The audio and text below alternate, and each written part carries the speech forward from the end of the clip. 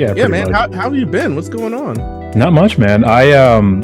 So as you already know, because Wait, but before you start, uh-huh. congratulations on fucking 100 episodes, dude. Thank you. That's a huge milestone, man. Congratulations. Thank you. Well, technically, it's 100 and well, it's gonna be two this week, so 102 because I did one episode the same week that I dropped another one. So it was like it was episode 11, and then I dropped another one the same week. I was like, I'll put 11 and a half. Yeah, So okay. technically, I have more than 100, but at Well, that point, over 100 mhm. episodes. You could that's something you should post. You should put that on Twitter. It's a milestone. It's a pretty major milestone, that you kept going with something. You Yeah, kept it moving, and boom, now you're at over 100 episodes. yeah. Well, I did post it on social media for my guest because I had my guest was Natalia Hawthorne, who was my 50th guest, kind of by chance. And because I love that conversation I had with her, so then I reached out to her because, hey, I'm going to approach my 100th episode. Would you like to be my 100th guest? I loved our conversation. I would love to have you back and Yeah. just shoot the shit. And she was like, yeah, I would love to. I was like, all right, cool. But I held on to the episode for weeks before I actually posted it up there. So, but yeah, man, it was exciting. I was trying to like put together like a compilation of like a bunch of stuff that I've done throughout the time I've started with the show and where I'm at with it now. But Mhm. because what's it called? Twitter is very limited. If you don't have a check mark, you can only get like 2 minutes of footage on your platform Yeah. on the account. Whereas Instagram, it seems like it's almost endless. But I didn't want to do too much work in editing and figuring out what. So I was like, oh fuck, I'm just gonna put 100 episodes and then go on with my day at that point from there. So I ended up Yeah. not doing it. So kind of wanted to. I still may, but I don't think I will anytime soon. You still have time because I think um 100 is it's pretty major. You can celebrate that for a while, at least until you get to like 150 or so. You know what I mean? Yeah, maybe. Oh, Hopefully, we can get to 200. We'll see how that happens, though. yeah, I'm pretty sure you will. You're pretty prolific, man. Thank Um, you. with everything that including your reviews and whatnot, pretty prolific. I love that you do the super in-depth breakdowns. You really take it. And I'm pretty sure the directors and stuff appreciate it too. That you really take your time with your breakdowns and reviews. Uh, some have gotten back to me, not a lot, honestly. So I don't really know what the consensus Okay. is at this point. But I've had a few that said something. Hey, I appreciate it. That you said this. I did a review a while back for a movie called Redstone, and because I did a review for the director of that movie called Whitetail, and I really liked that film a lot. I really did like it a lot. I was gonna say I love it, but I liked it a lot.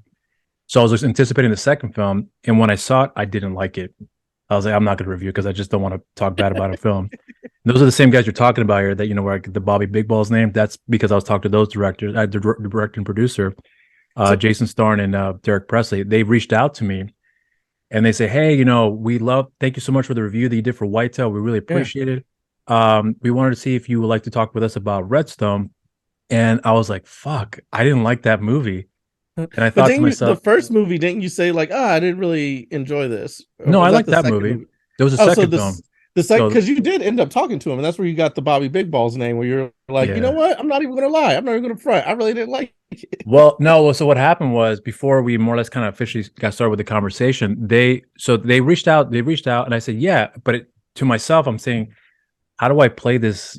How do I go about this here? Because I don't Yeah. know. I do want to have an honest conversation because I've talked about before where when people like do interviews, it's kind of like a gray area where you have to either play by the game just to kind of show, hey, we love the movie, but I mean, you may not like it at all.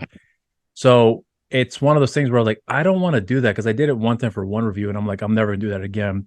But I decided that I'm gonna be straight up with them and I'm gonna see how they want to go about it, and I'll see if I can wiggle to Yeah. See if accommodate. it's gonna be like awesome content. Right. So, and then when it came on, I was waiting. So the director Derek came on, and then Jason joined up afterwards. And I was like, "Listen, guys, I'm going to be completely honest with you. I really liked Whitetail. I thought it was a great movie. I truly thought you guys did something great with that film. I did not like Redstone. In fact, I was going to do a review, but because I didn't like it, I decided not to do it.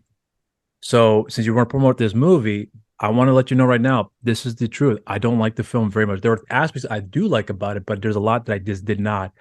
But I don't want to shit on a movie but I thought you should know that. So I want to ask you, how do you guys want to go about this? Are you okay? Yeah, The bluntness in the conversation. I'm not going to say this movie was awful. What the hell? I'm not doing that, but I want to know how you feel about this. Like, yeah, just go up, be honest with us. And I was like, really? He's like, yeah. I was like, oh my God, this is the conversation I've always wanted to have. So boom, we went yeah, from there and we started talking. And it turned out to be nice. one of my favorite conversations I've had because it was a situation where I was not uncomfortable, but I was like, how can I play it off? How can I play off of this Yeah, here? And it turned out well. And then and then I told him, okay, I'll do the review, but I'm gonna be honest, but I will be I'm also gonna be considered too, because I understand the hard work that went into that. So when I did the review and I posted it up, Derek, the director, reached out to me. He said, "That's I really appreciate what you did in the review." So, and it was I forgot his exact words, but I'm going to kind of paraphrase. Basically, he was saying, "I like what you did, and I thought that was a perfect way to handle it." And I was like, "Okay, so from now on, that's how I'm going to do my reviews if I don't like a movie." nice. But I don't want to review films that I don't like. I actually like because I don't feel motivated if I'm reviewing a film that I don't like. Ah, So I'm well, kind of like, speaking if I'm not interested, I'm speaking not doing it. speaking of that, what did you think of the Flash? Oh, I liked it. I know you and KP didn't like it much, but I liked it, Yeah, and it was funny too because I told you I think I was messaging you when I told you. Oh, I told my wife too. I told my wife and my kid. I was like, yeah, Patrick saw the film, and the first thing he said on I think it was the out of theater reaction was that if I don't have anything nice to say at all, I'm not going to say it. And I was like, so is it that bad? Because I heard great things about the movie, yeah. and when I saw the film, I was like, what did he not like about it? And when I saw the review, I was like, yeah, I just don't see it. I just don't Mm. really see what he didn't like about it. I mean, I understood what he didn't like, but and you as well too. But I was like, but it didn't click with So me. you still don't agree with me on some of the finer points of Nah, the not really. I mean, it's not a Flash? perfect film. I'm not going to deny that. It's definitely not a perfect movie, but it's not the film that James Gunn made it seem like it's one of the greatest superhero films ever made. It wasn't that. Definitely, yeah, definitely No, not. that I don't agree with at all. I But just it was a fun movie, in my opinion.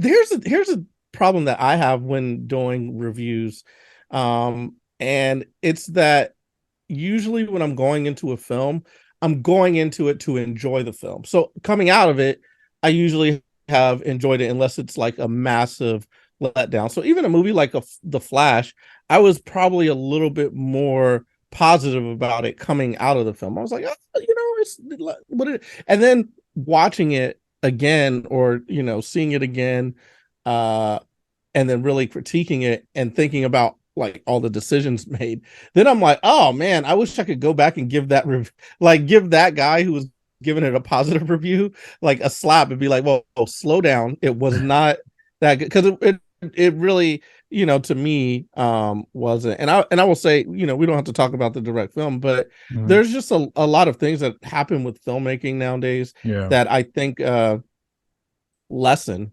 the art of it. One of the things that I didn't like about The Flash, and this goes to other films, is it's almost like, oh, this worked for this other studio, this worked for these other guys, let's just throw it in our film. And I'm like, so like the fat Batman thing, I'm like, okay, so you took the funny idea that we saw with like Marvel and like Thor being out of shape, and you just posted that onto your movie. And here's why I think it's kind of annoying. If you look at the character arc of like Thor in like the Marvel series yeah. or whatever, Hmm. it kind of makes sense that he would lose himself a little bit. He's lost a lot, lost his mom, lost his dad, lost his brother. You know what I mean? Had a chance to save Earth, didn't do it.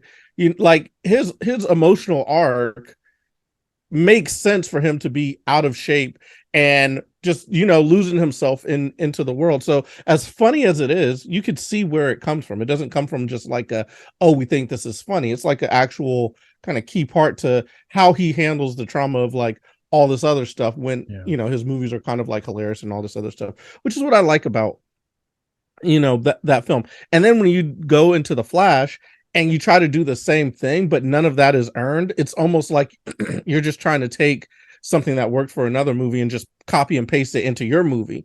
And to me, I mean, on the surface, I feel like people enjoyed it, that it was fun. Oh, haha, Batman's fat, da, da, da, da, all this other stuff. Batman's But fat. to me, I like to think about the reasons why like a character does something, because sometimes like that should inform the choices in the film. Yeah. And they give you like a little bit of like, oh, all the crime is done in Gotham, so I became fat, which is kind of doesn't make sense for someone who had the discipline to become a ninja. You know what I mean? Like if you had the discipline to go through all that, become a ninja, But you're become a talking about crime fighter, Michael Keaton being fat? yeah, the Michael Keaton. I don't remember him being fat in the movie. I've only seen the movie once. I don't remember him ever being Yeah. fat. You don't remember the whole kitchen scene where he's like fat and he's got like a beard and he's in flip flops Yeah, but I don't like remember a belly sticking out.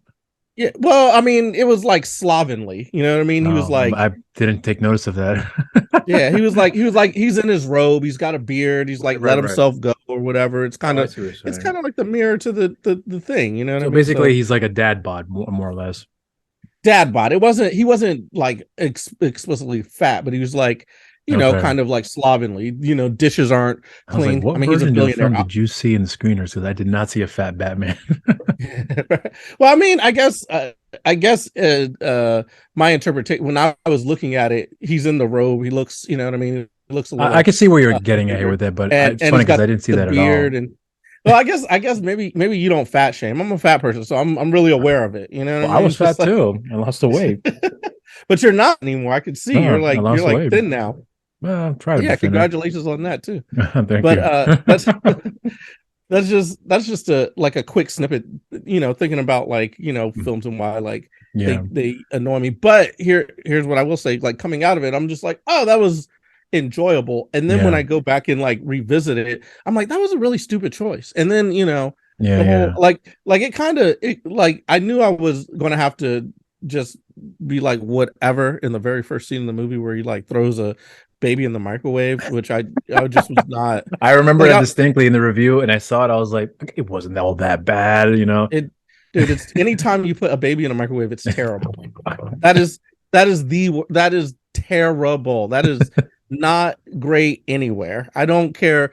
Like, and the thing is, I feel like that was, you know, what was like being said probably in the writer's room, like, oh, we're gonna put the baby in the microwave, but it's gonna be funny. It's to get, and it's like, it's to me, it's just never funny. Maybe it's because I'm like sensitive. I just had a kid or whatever. Right. Like, to me, I'm like, that's stupid. That doesn't make sense. That's probably the reason why there have been so many writers and directors, because, you know, there were several people attached to the project before they finally got made, and it wouldn't surprise me. I'm joking, of course, that they say, by the way, we want to have a scene where the baby gets thrown in the microwave. No, we can't do that. We just can't do that. All right, well then we'll find somebody else that will. And then Andy Muschietti's like, yeah, I can throw a baby in the microwave. I'll put a baby in the microwave. And you'll direct Batman Brave and the Bold. Sign me up. I'll do it. Yeah, sure. I got it. I'll do all of it. So, you know, it is what it is. But you know, that's just I'm just giving an example of like, you know, how I like look at things and review it. So you don't ever find that like you've watched a movie and you've come out, you know, either like really like thinking like, oh, it's cool, and then upon like second viewing or you know, after a while, you're like, actually, that was pretty terrible. Yeah, it's happened a few times. I was actually trying to think of a movie that I reviewed that I saw, because I like to watch the movies I review more than once if I can.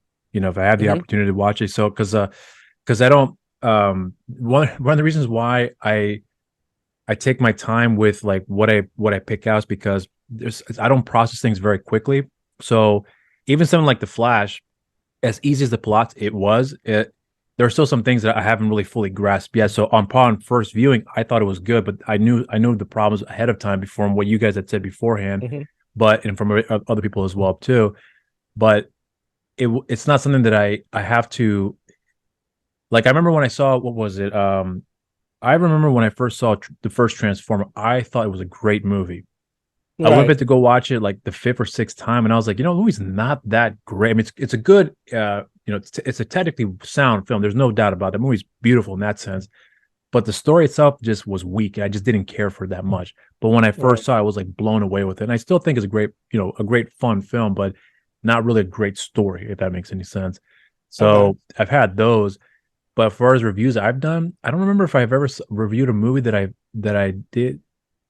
uploaded, and I thought, man, I really got to go back and change all that, you know, because there's a lot that's changed. I've never had that happen, because I've seen the movie enough times for me to get a really good grasp of it, where I've analyzed all the details that I wanted and focus on that, and then what I didn't like about it, you know, depending on the you know, what if one way outweighs in the other, I can figure out where the balance is for me to stay on point with that. But otherwise, as far as all the other stuff is concerned, I mean, you know, I haven't had that happen quite some time, but apart from Transformers that comes to mind right now, recently I haven't had a movie that I've picked out that I've watched that I went back to watch again and I realized it wasn't that good. I haven't had that in the last 2 years, Interesting. honestly.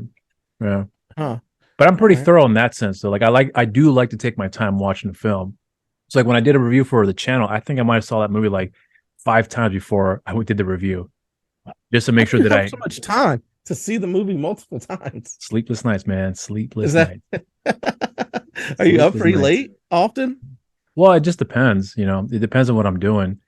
So when I'm not doing reviews, I obviously do other stuff as well. Like I exercise more often now, Oh, so I nice. do that more. So that does take a bit of time. But then I also have other things as well too.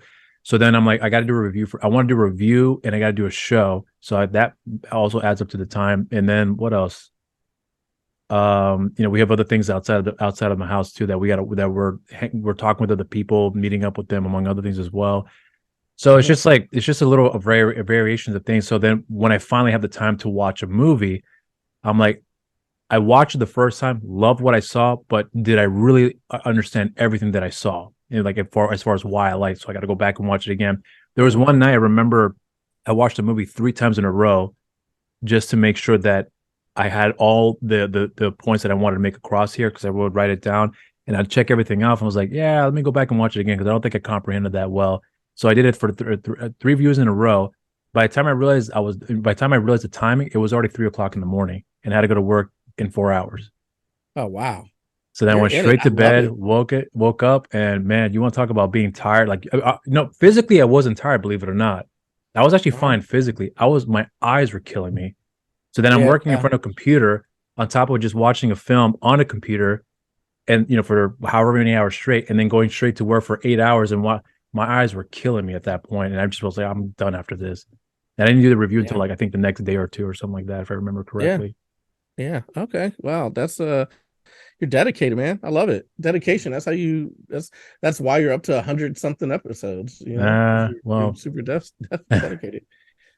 no, but you haven't. I'm surprised you haven't been doing a lot more of your silent reviews because you used to be doing that more often. Then all of a sudden, it like dried up, and then you hop in once in a while to do some other reviews, and then you stopped. But Yeah. those videos turn out really well too. I think you've done really well with those videos when you posted them up. The I guess one of the issues is I haven't been uh like I won't see movies as much because I'm starting to get back out and do comedy or whatnot. So that'll take time away from actually Mhm. viewing the thing. And then of course you gotta like view it and then also review it. So that it's just like a timing thing. So there's often times when I've watched something and I want to do it. So that's like sometimes you'll see like two pop out at a time. It's because Mhm. I'll see like a couple movies and then I'll try to like get like pop a couple of them out. Um, but I think it's something that I want to do a lot more of. I got to figure out a way to streamline the process more Right. because I just feel like time is a little bit more limited. And the other thing that kind of it's not getting in the way, but it's just like having like the little 2 year old Mhm. um makes me analyze why am I spending so much time at this computer? Yeah. Like I should get over there and like hang out with him. Yeah. Like at this age right now, everything that he's doing, it's like a new thing. He'll Yeah. learn a new word or he'll stand up, start walking. If I'm, you know, hyper focused on trying to like get this stuff down, or even hyper focused on going out and trying to do comedy and whatnot, it's like I'm missing those moments. Yeah. And I feel like those moments, they won't. You only get one time for his like first words. You only get one time for his like first steps. And I was able Mhm. to be there for like both of those. You know what I mean? And there's all these like little first moments and time that I get to spend with them that I try to take advantage of. So that also gets in the way of like doing these reviews, but I really enjoy them. And I always want to kind of like give something that you might not see in another review, because Yeah. my mindset is always like, what would make someone want to click on this video and watch this video versus the hundreds or thousands of other people who have reviewed Yeah. the movie. So that's where I started kind of like kind of honing in on like the process of the whispering review kind of reviews. And I think like if I like in a perfect world, if all of a sudden I Mhm. you know didn't have to worry about working, I probably would be able to put out more of them, and I do it more consistently and you'd Yeah. see it grow. But as it is, it's just like I do it here and there.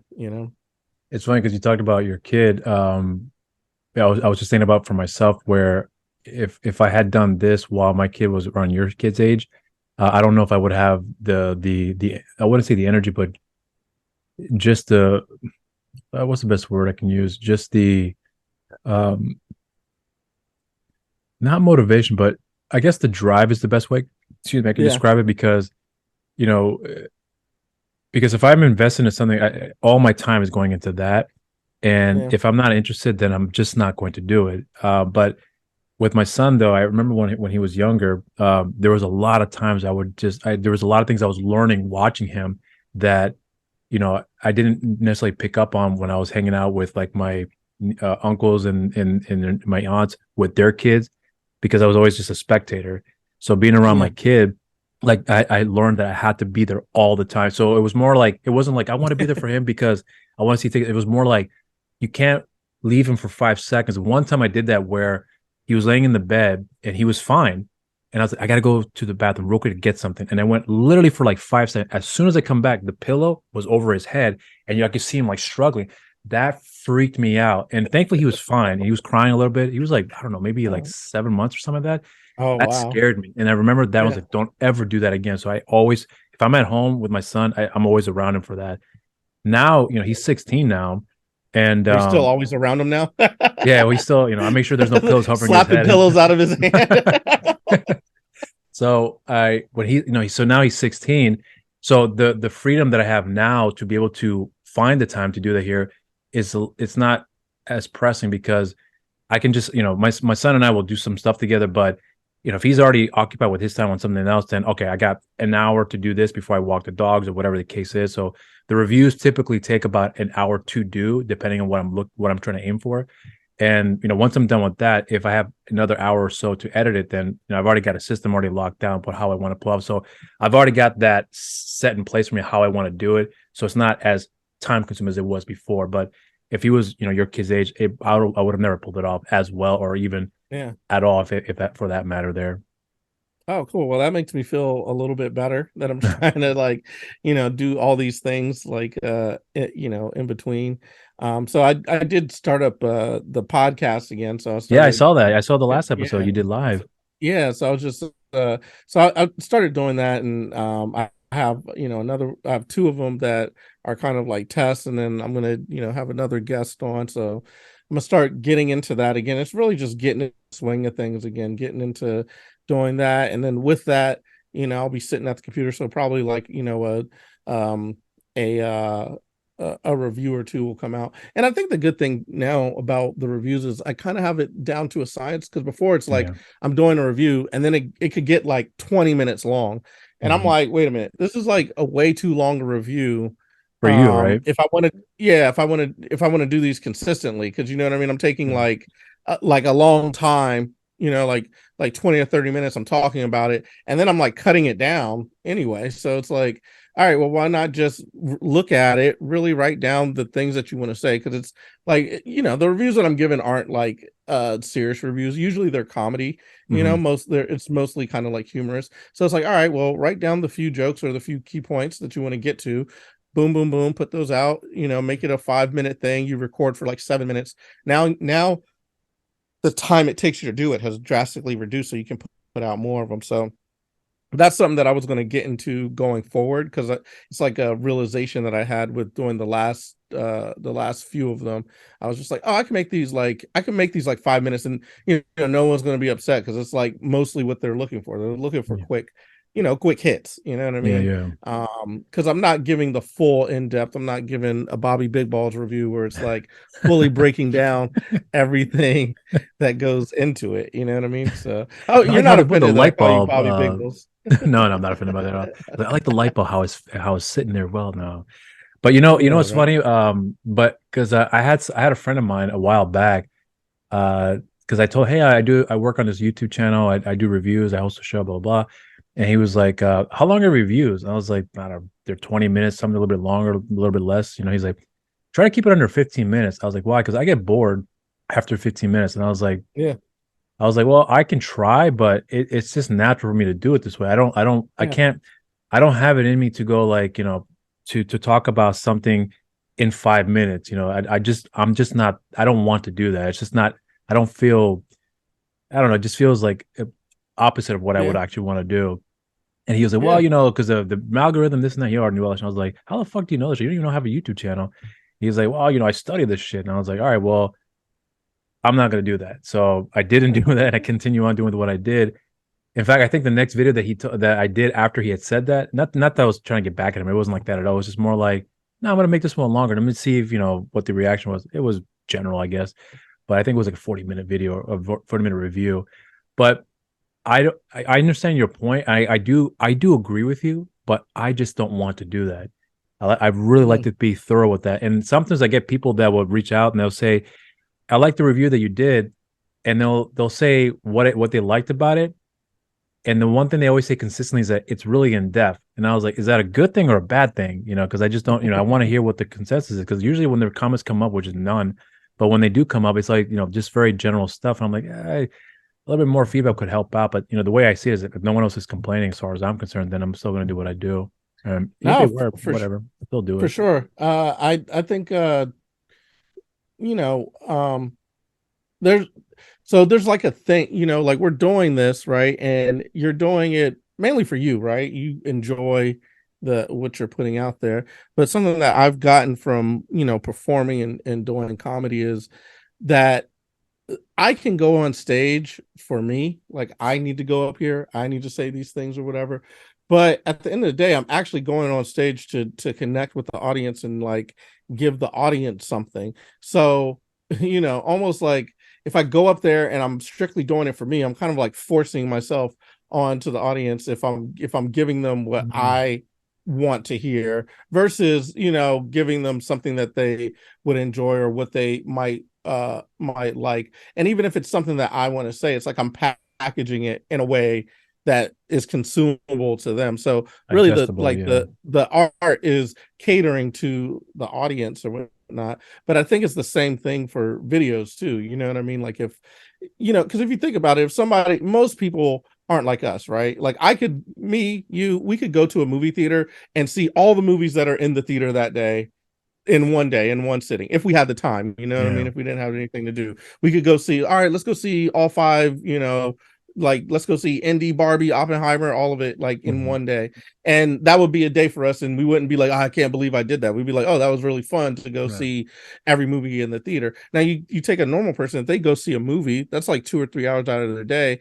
Now how often are they going to come and then also spend another hour watching a review about the movie that they saw? They have to really enjoy the movie to do that. But if they go see a movie and like they liked it, like Barbie or something, and then something pops on their screen and it's just like five minute guy with hot takes on Barbie, they're like, oh, I'll click on that because it's only 5 more minutes added to that hour and a half or 2 hours or however long they spent on Barbie. Whereas if it's like they went and saw Barbie, it's like 2 hours, and then there's another video that pops up that's like an hour or 20 minutes or 30, you know what I mean? Like now Yeah. you're adding a lot more time, and then people don't have time, and then you add the attention span thing to it. So I kind of think of it like that. It's like I feel like if I'm doing a review or I'm talking about something, I'm trying to just do like a little value add. Like, hey, did you catch this crazy shit that happened in the movie? Like, that's where I'm starting to come from with the little reviews that I do. Like, did you catch this? The silly. Most of the time, this is what sparks me to also like really like. All right, I got to get this review out because I'll see something so silly in a movie, or I'll see something so good that I really like that I'm like, ooh, I really want to talk to people. And I noticed that I kind of sometimes I'll let a review wane when I don't have like that thing that I'm like, I gotta say something about this. You know what I mean? Yeah. So that's the other thing. That's how I like approach it. I'm like, oh, okay, let me give the people what they want. If what they want is like something short or quick, that's kind of how I've like the squared circle. So you're like a pleaser, is what it sounds like to me. You like to please the Uh, audience in that perspective. no, I kind of am aware. I'm aware that I'm there to entertain the audience. You know what I mean? Like if I go out there and I'm doing something, I'm there to entertain because otherwise I feel like it's almost like it's a as much as you got to be a narcissist to do some type of performing. I feel like it's narcissistic to go up there and be like, "You've paid money, now hear what I have to say," which is what you're doing. Right. But in my mind, I'm like, "You've paid money. Let me give you a good time," is how I feel about it. And here are the things that I think that will give you a good time, as opposed to I have this thing to say, I'm gonna say it, which is, I mean, and I feel like also with comedy or whatever, that's another reason why I tend to like crowd work, aside from the fact that it's easier to get laughs that way. I like the fact that I'm engaging with the crowd, you know what I Right, mean? right. Like, because they've come to like laugh and do something. So some people will get mad because they're like, I spent my whole set doing crowd work. And I'm like, it's never that serious. Like, rarely do I get on stage where I'm like, I gotta say this thing. You know what I mean? Like, I have to say this thing today. And in the cases where I do that, it's probably because like I'm preparing or I'm trying to get a video to submit to some festival or submit to some other club to get Right. passed or something like that. But most of the time, it's like I'm here to entertain. So if the direction of the audience is going one way and now we're doing crowd work and now everybody's laughing and having a good time, like, yeah, I just lean into that. You know what I mean? I It's see what you're like, saying. because you're there to give them some enjoyment. And I feel like sometimes it could take away from it if, like, instead of giving them enjoyment, you get something off your chest.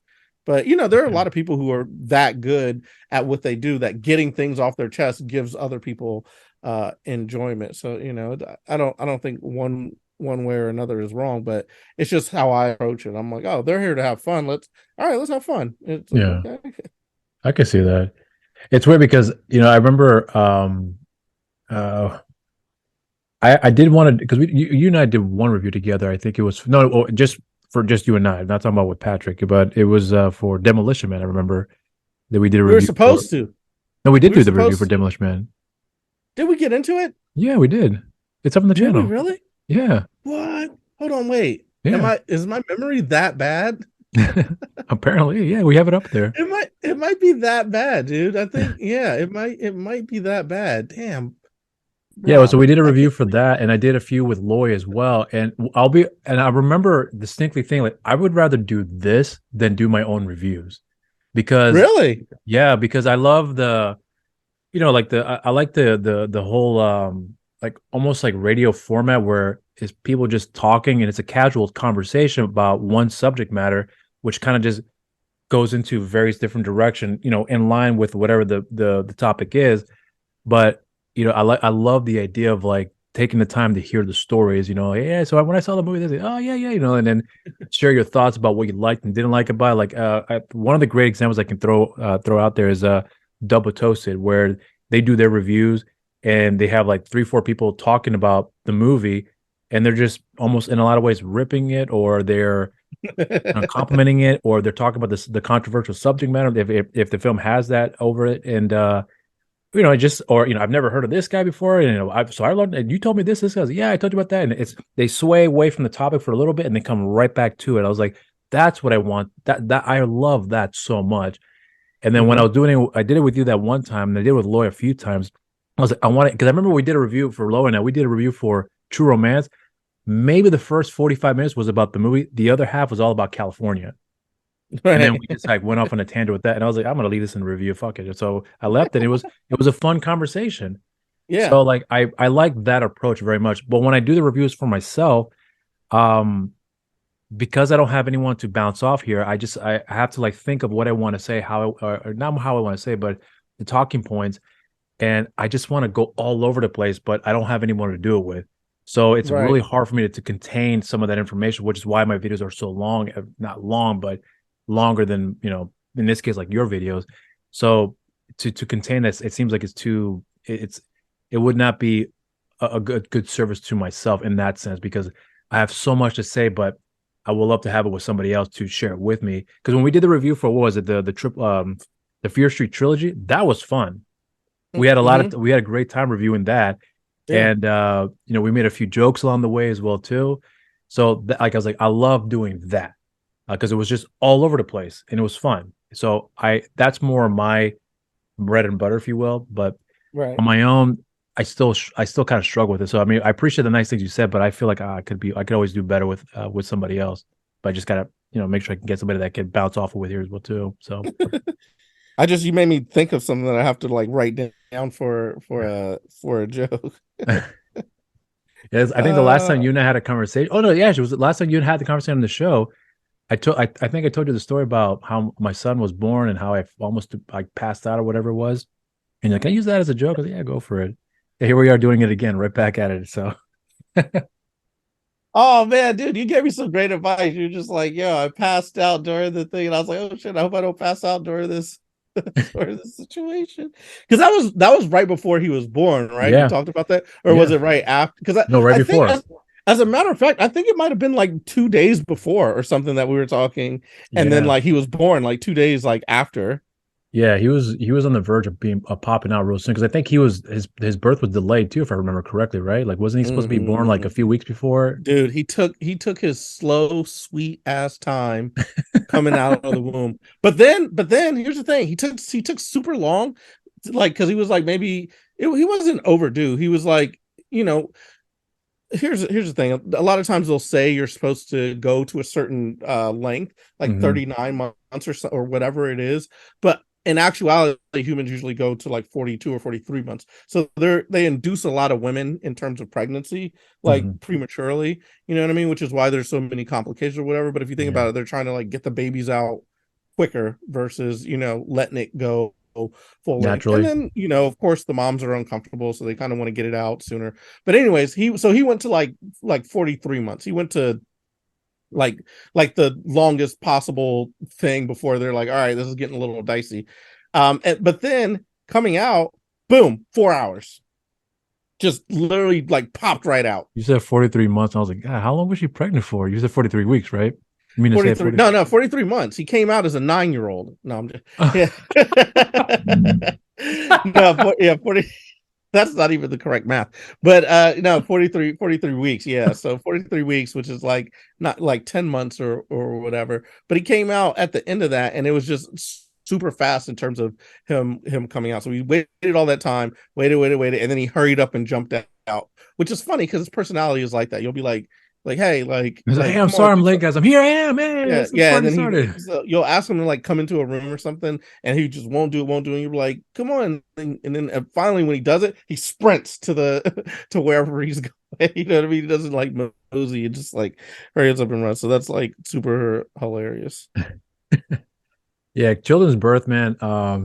Yeah, I used to think I could handle it, but I still can't handle it now. We even went my sister. She had Really? all three of her kids. Every single one of her. She has a total. She recently had twins.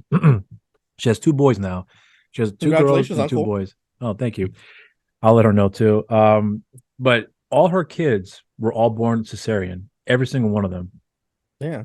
And I was like, and I remember I talked to her husband. I was like, I can't remember if he said he was there for the first one.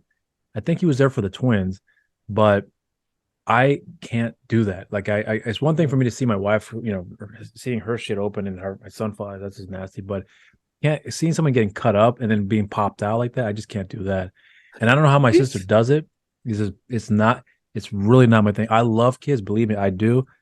But after having one, after a long time, it took me to I come to realize that I don't think I want to have any more kids now because now that I'm doing this stuff here, and there are other yeah. things I want to accomplish as well too. My son is 16. He's got his own personality, his own things he's working on, and I'm like, yeah, I want to enjoy my time. And whereas my kid, she's like popping kids left and right, and I'm like, man, this is I love kids, but I had a great time with my son. I was like, but I don't think I want to do that for myself again because Mm. it's something if I've long moved past from. Me and my wife had this conversation a while ago. We're like, yeah, I don't think we want to have any more kids. Like, yep, we're done. I was like, okay, cool. Snip Really? and clip. Yep. Okay. Yep, we're done. Yeah, I think it's fun. I think it's enjoyable. It's great seeing them grow. You know what I Yeah, mean? absolutely. I agree. I like, the whole teaching aspect. Obviously, you've made it to 16, so it's like, oh, that's that's great. My biggest, it's like right now I'm really trying to guide them, like Yeah. on the right path, and it's like, it's like a, I mean, I want to say a roller coaster, but it's almost like skydiving, like you jump out and you don't know how it's going to be, and then it's like, and then all of a sudden you're falling, and it's like, oh, and you're trying to do Yeah, everything yeah. you can and just like keep it together, but really you're just like internally like shaking, like very, very scared Yeah. of like what's going on around you or whatever. And I'm still, and I don't know personally for me, I don't know if I'll ever get like the calmness of like doing it or whatever, but um eventually there does come a calmness with your falling where you're like, okay, okay. But if they ever get off kilter, you'll get back into that Yeah. scared mode, like, again, and I feel like you can pull the ripcord at like 18, so you're just like, so it's just like 18 years, just like, oh, I hope they're gonna make it. I hope that Yeah. I hope the chute opens, and so then you open the chute, and then it's like poof, they go off to college, and then Yeah. you're like floating, you know what I mean, back to earth. But it's like it's kind of harrowing, you know what I mean, like it's just scary the whole time, Yeah. like Yeah. when they're young, because it's like literally any moment it's like, all right, everything's good now, but all right, he's walking over to this socket, or Yeah. he's like, oh, everything's good now, but he wants to run out into the street. Oh, he's good now, but he wants to go jump in the pool when you're not looking. It's like, it's just like there's all these things that like scare you. I It's like remember, you're driving. You're like, yeah. oh, you could get like a fender bender and it like really hurts the kid. Like just Yeah. everything is like one step away from catastrophe. That I feel like I got away from that in terms of like me growing, I was no longer fearful in terms of myself, like going out to like, oh, I'm fine, I'm not Yeah. scared, I learned to fight, I'm learned to protect myself, and it's like, oh, everything. But then once you have a kid, it just introduces this whole new level of Yeah. like, damn, now I got to watch out for this other person, and the things that they do, and other people trying to hurt them, and just random Yeah. life stuff. And I feel like I had a grasp of it, like I wasn't afraid for myself anymore. But like now he's here, and like, oh great, there's that fear that came back. Now I got to be fearful again, on his behalf. I remember there was one time I wasn't there for when it happened, but my wife was telling me a story because when we used to live up in Virginia, she was in Tyson's Mall, and she had told me a story of like some lady tried to like grab our son, and I was like, "What are you talking about? Just grab our son?" Like, so what happened was, if I remember correctly, was so they were in the food court, I think in the second level. Yeah, it's in the second level, if I remember. And she said that they were just waiting, I think at some restaurant that they were about to order from. And some lady went up to my kid and said, I think something to the effect of, it's a handsome looking kid. And I think my wife said, "Oh, okay, thank you very much," and didn't think much of it. And then all of a sudden, she felt her hand being kind of pulled one direction. It's the lady pulling my son away. And Mhm. I looked at this, what the fuck are you doing? And then the lady's like, "Oh, I'm so sorry," and then like just left. And I think they ended up telling security and telling, hey, this lady tried to grab my son. Just let you know, look at the cameras over here, blah blah blah. So you can, so in case she tries to do that with somebody else, that fear, like thankfully nothing happened, but like that fear, I was like, holy Christ, like you never think it's gonna happen to you. And it never crossed my mind once. I was mostly just thinking about like, I just, if my son, I didn't want my son to get bullied, so I want him to like learn to speak up and defend himself, things like Mhm. that. But never once did it cross my mind about like some random adult want to grab your kid. And that fear was like very, very overwhelming at that point. I just thought if someone is willing to do that with my son, I can only imagine how, for other people out there who may not be aware of this stuff, like how scary the world is. Even the most, I wouldn't say the most safest environment, but an environment you don't think that could actually happen, if that makes any sense. So Mhm. I remember like he was like, I think he might have been like five. No, he wasn't in school yet. So he probably 3 or 4, somewhere around there. He was walking at that point. But just the idea of someone just grabbing my kid, and if my wife had not held on to him prior to that, who knows what could have happened at that point. Yeah, it's Yeah. it's scary, man. And it's like there's a pandemic of like missing kids, Oh yeah. going around, and it's just Yeah, I've been getting a lot of it's Amber the Alerts as of most late here, so it's yeah, scary. it's the most frightening thing to me, um especially having this sweet young boy with me, because they're it's just so prevalent, and it's way more prevalent than you would think Yeah. it is, you know what I mean? And it's I couldn't even imagine, you know what I mean? It's like I used to, when I walk out the house, I would like check, I got my wallet, got my keys, got my cell Mhm. phone, and I was like, and then where's the kid? You know what I mean? Like, it's that, I like how you think of the like wallet and keys first before the kid. well, I mean, I know what you're I saying. didn't mean like I'm saying like that was the comparison. Like, I think of him first, but he's right along with that, Right, right, like don't ever leave without it type of thing. Like, always checking for it. right, Like, right. he's it's just that I don't know if you have that mental like thing that you like always check before you leave somewhere Oh to yeah. like I won't forget these things, Yep. and he's like one of them. But that is really a frightening thing, you know what I Yeah. mean? Like, and it can happen like so quickly. I mean, you know how quick, if you're just standing there and you look down and 1 minute they're next to you and the next minute they run off, Yeah. like it could just happen that quick. And you know uh, you know black people, we make fun of white people for having their kids on leashes. You can't get kidnapped if you're on the leash, you know what I'm saying? So I I've been really like, oh man, should I like grab a, especially like when you're going out, because Yeah. anything could happen, you know what I Yeah. mean? Where like, not like your wife was like holding them, but there's been videos of like people like forcefully trying to take a Yeah. child from them. And something that like really worries me is like just with the today's Especially in a crowded climate. And environment too. That was scary. yeah, and Morgan's, I'm sorry, my son is very cute. And so I would worry about someone like trying to take him, and then, people not believing that he's like mine, and then like allowing this Oh, I person see to what you're take him. saying. Yeah.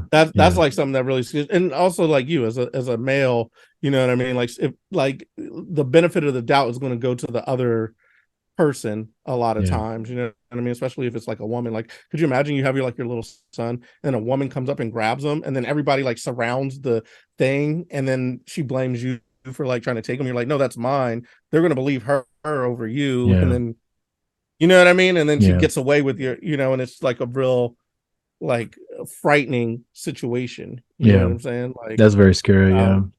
yeah. So these are things and scenarios that I worry about, mainly because I watch things like unfolding. You see them on the news and everything. You Yeah. watch SVU, and you're just like, what would I do in that situation? I Yeah. don't know.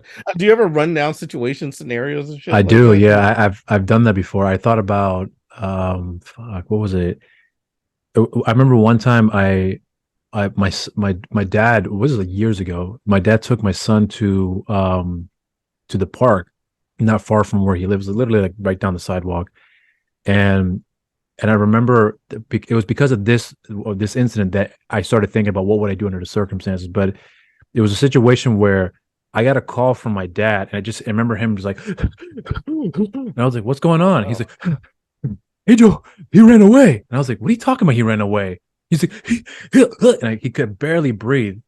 And I remember like, what did you like? I remember I was just being like, what the fuck did you not do? Like, did you not watch yeah. the kid? Like, I was just, it was like Mhm. all these thoughts were Yeah. going through my head. And then all of a sudden, I go outside and I see my son running to the house. And I was like, and he was just running. I can't remember the exact details of what had happened, but it was one of those situations where I think my son just didn't see my father, and then he ran And the other freaked out. direction. Well, Yeah. probably he's like, well, I know we came that direction, so I'm gonna go down this way. Saw the house, and then I happened to come out, and he saw me, ran faster, and I was like, everything okay? He's like, I don't know where. I was like, oh, okay. So he just, it was one of those situations. He just Yeah. looked away and didn't see him, and he But panicked and he your ran. your dad is like, he ran away from No, me. and what's funny too is that as soon as I grab my kid, I see my dad like this because my dad's a fat guy too. Just running like this, and he's like, hey, all right, yeah, I just turned around, he was gone. And I was like, Yeah, that's tough, yeah, man. next time I'm going with you guys. I'm not gonna do this Yeah, whole, right. Exactly. Man, so I I don't know so if at that point I do you was ever like, worry I'm about being a never gonna let helicopter? my kid out of my sight. Like it was like he was really young too. It's like it's freakish moments like that you don't think about, because my dad, he's gonna watch him, and a split second he turned his head and Yeah. he was gone. I was like, nah, we're Do not you ever doing this worry about nonsense. being a helicopter parent? No, no. Well, actually, you know what? It's funny you asked that. Recently, this was like a few months ago. I remember. So we have a park down the street from where we live, and my son wanted to go for a walk. And around the neighborhood, it's fine. But because the park is like down the street and there's no sidewalks to get to the park, like up until you get to a certain point, All right. then the sidewalks show up. So basically, you have this whole road with no sidewalks. You have to walk on people's lawn, and then by the time you get to the park, the sidewalk's there. So, anyways, I was like, you can go, but do me a favor. I need you to text me every 5 minutes. I don't give a shit. Just text me every 5 minutes. I just got to make sure you're okay because I wanted to develop the confidence to let him do his thing. So he did that. Yep. Hey, I'm just checking in. Okay, 5 minutes later, just checking in. I'm passing this place here, and I told him, give me specifics. I want to know where you are. So Yeah. if I don't hear in the next 5 minutes, I know exactly where you were last time. So I have him do all these checkpoints, and then all of a sudden he got to the park. All right, I just got to the park. Okay, as soon as you're out of the park, give me a text right away. So he did that, and I want you to text me back every 5 minutes as you're walking back. And then he was like literally outside the door, and he's like, "I'm at the door right now." I was like, "Cool," and then that was it. After I did that, I was like, I don't want to be that parent, but I just want to make sure Mhm. that he will cooperate in doing what I asked him to do. And he did. So I was like, okay, next time go, just let me know when you're leaving and let me know when you get there. And then when you're about to Mhm. leave, let me know you're leaving because I know it takes this amount of time to get back because I've already Right. marked the timing. So in that sense, I still helicoptered a little bit, but that was the one time recently where I realized that I don't want to be that parent, but I do want to be very protective of him. But I want him to know that if something happens, I'm right there. And I didn't have the car at the time, but I knew how fast I could run to get there. So I already, because I do a lot of walking and all that stuff. So yeah, so I did prepare for something like that where if my son didn't text me in the next 10 minutes here, then I know something's wrong. So Okay. Yeah, we haven't gotten to that spot yet because he's still like with us, you know what I mean? Like yeah, oftentimes. So we're still making sure that like he's all right, but I'm very worried about yeah, that time period once he gets to the in between years, you know what I mean? Like where he's not so young that you have to always be with him yeah, to where but he's not so old that he can be on his own, you know what I mean? yeah, Like where you kind of got to be with him a little bit. I feel like that's the scary time, you know what I mean? yeah. Like cuz they can run around and do whatever. So Yeah, we'll because you don't want we'll to take see. you don't want to strip them of their privileges either, because you want them to develop that sense of independence, the sense of like Yeah. growing up for for themselves. Because the only thing I ask my son to do now, like even like for example, even if I was as we're talking, if he were to knock on the door right now and say, "Hey, I'm gonna go for a bike ride," that's all I want to know. Okay, cool. How long do you think you'd be out there for? Maybe about 40 minutes. Okay, cool. Do your thing, and I'll check on you or check in with me, whatever. So Yeah. like as long as he does that for me, that's sufficient enough, and I'm comfortable with that. But then again, my son actually just started working out recently too. And I was like, and we have a punching bag here at the house as well. And I was like, I want you to hit the punching bag with me too. So because I watched some videos and I'm not great or anything like that, but just the very basic stuff. Because what I didn't want to him to do was work out and not know how to use his body in that capacity. It's like, so you need to learn how Mhm. to defend yourself. So if someone does this, do this, whatever. And I remember him like just being like, okay, then I just do this. And I was like, yeah. He's like, all right. He was not interested. And I was like, you can't force that on a kid. So I was like, Yeah. all right, well, if you're not interested, don't do it. But do you still want to work out? Yeah, we'll work out. Okay, cool. We'll do that. And that was enough for me to keep him around. But like I noticed that as he got older, that you have to just let them figure it out for themselves. And then otherwise, if you keep imposing, you're not going to let them grow. And I don't want him to be that way because I was sort of like that as a kid growing up. Actually, I was like that, I should say. And with my son, I'd always tell him if I'm wrong, you got to give it to me straight. Don't sugarcoat it for me. Tell me that that was a fucking stupid thing to say. Tell me that, and then I'll correct you if you step out of line. Things Yeah. like that. So it's a learning process, even to this at this point right now too. Thankfully, he hasn't given me any problems about that sort of stuff. But I would prefer for him to tell me and get pissed off me and tell me than not tell me and then be afraid to tell me. Mhm. Yeah.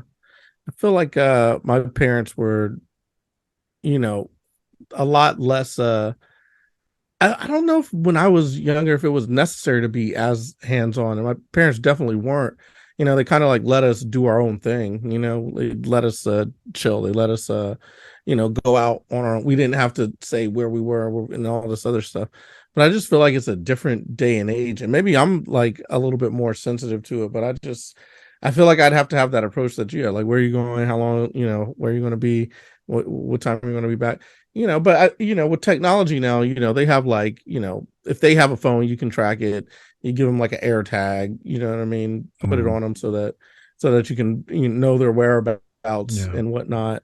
Um, so like I just think it's a different day and age, and I'm just that is one part that I'm not looking forward. I like the stage where they're always where you put them is a great stage because you put them down, they're not going to move from there. Yeah. And then the walking stage is cool. Now they can walk around a little bit, but this whole like new running stage or whatnot is it's something. So, but I'm also trying to instill like hey man, like always like come right here and make sure that we know where you're at. Yeah. Start that at a young age, but it's a wild thing, dude. It's a wild You thing, but it makes for some good comedy. I tell you know, that, like, because he's just a funny little guy, man. yeah. So it makes funny when he's getting that independence.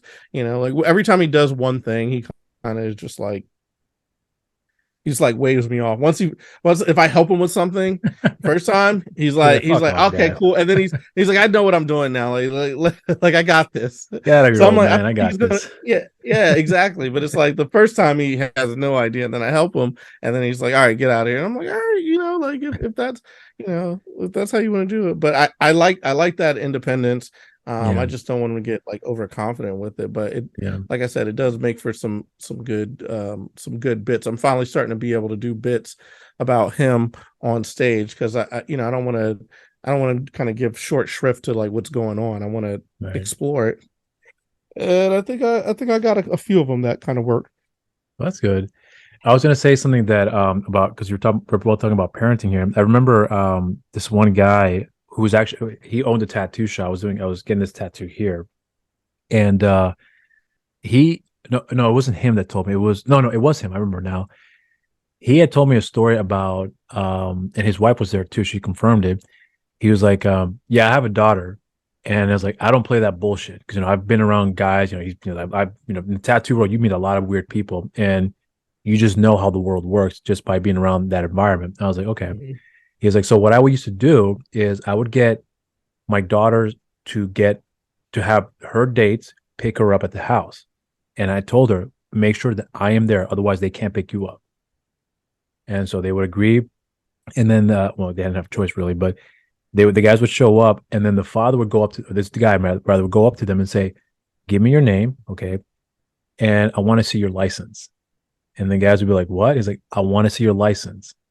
And they would pull out their wallet, pull out their license, and he writes down everything: name, date of birth, height, weight, address, the whole thing. What kind of car are you driving? I drive this car. All right, let me see the license plate. Writes down the license plate, and he's like, "My daughter is going to be in good hands with you, right? Yeah. If something goes wrong, I know where you live." Yeah. And then he's like, but I was like, but why did you do it just a threat? He's like, well, it was kind of a threat, but if something were to happen, I know exactly where he lives. And I know who to report to, blah, blah, blah, all this sort of stuff. And I'll never forget that story he told me. And I remember thinking, like, if I had a daughter, I would do the exact same thing too. I would not fuck around and say, like, yeah, bring the guy. No, I'm like, give me your fucking ID. I want to know where you live and this and that. Like, I would want them to know that they cannot, act the fool around my girl, and I would raise my girl to be even tougher as well too. So that way Mm. they know they can't push her around either. But as a parent, for some reason with my son, I was like, I can't do that to him, obviously, because no girl's gonna pick him up and be like, hey, I'm here to pick up your son. I'm like, let me see your ID. That's gonna sound so wrong. So that's something I would ever want to do to begin with. But that thought process of like the parenting, like that protectiveness, like I gravitate to. So I can understand the boundaries when it comes to that. But you just can't use that in every aspect of a child's life, especially when it comes to kids, boys rather. So, but I do remember the same thing. Like if I would have a girl, I would be the exact same way too. So, I can understand the whole protectiveness about a father and their daughter. I do understand because my nieces, I would never let anybody take advantage of. But then again, my mom, my sister and her father, and her husband meant to say, they're very, very protective about their kids. And I'm like, Mm. do you guys very good. I would be the same way as well. And they're learning Yeah, jujitsu man. now as well. So that's good too. You are? No, they are. They are. Oh, nice. Yeah. Nice. So That's so your son and who like your son and who else, or your niece and no, it's my nephew? nieces. My nieces are Oh, learning nieces. jujitsu. Oh, Yeah. nice. They're learning it That's now. smart. And yeah, they're starting them really, really young too. So I'm Have they like, tried any of it out on you? no, I haven't seen them since they first because they just started the class, I think either this week or last week. And I'm gonna see my sister next week for her birthday. So I'll see them there and I'll probably ask because they like when I play physical with them. They want me to hit me really. I'm not gonna hit them, of course, but then hit me hard. So I do a little like punch tickle type of thing. Yeah. And they want me to throw them around. I'm like, God damn, you're worse than my kid. My kid was never like this. They want me to You like know, throw you them know what? You around. should catch them off guard and get them in a hole and say, "What you gonna I've do? done What you that too. Yeah, gonna I have done that. I literally went up to my niece and I was like, hey, how you doing? I'm doing good. I'm like, got your food. And I was like, what are you gonna do now? And then she's like, and because her father, and that's when I knew, okay, she can defend herself.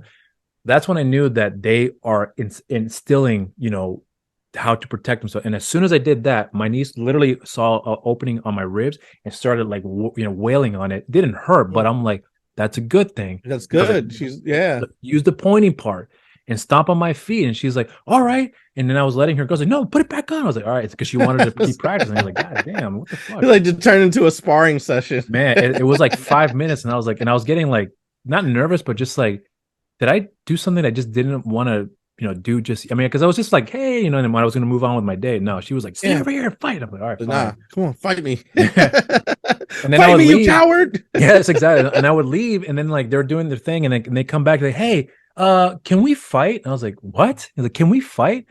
I was like, what kind of fight are you talking about? I was like, I want you to like hit me, and I'm gonna hit you back. I was like, I'm not gonna hit you. I'll tickle you, but I'm not hitting you. She's like, fine, but how's it gonna be real then? I was like, all right, fine. Well, we'll work around that.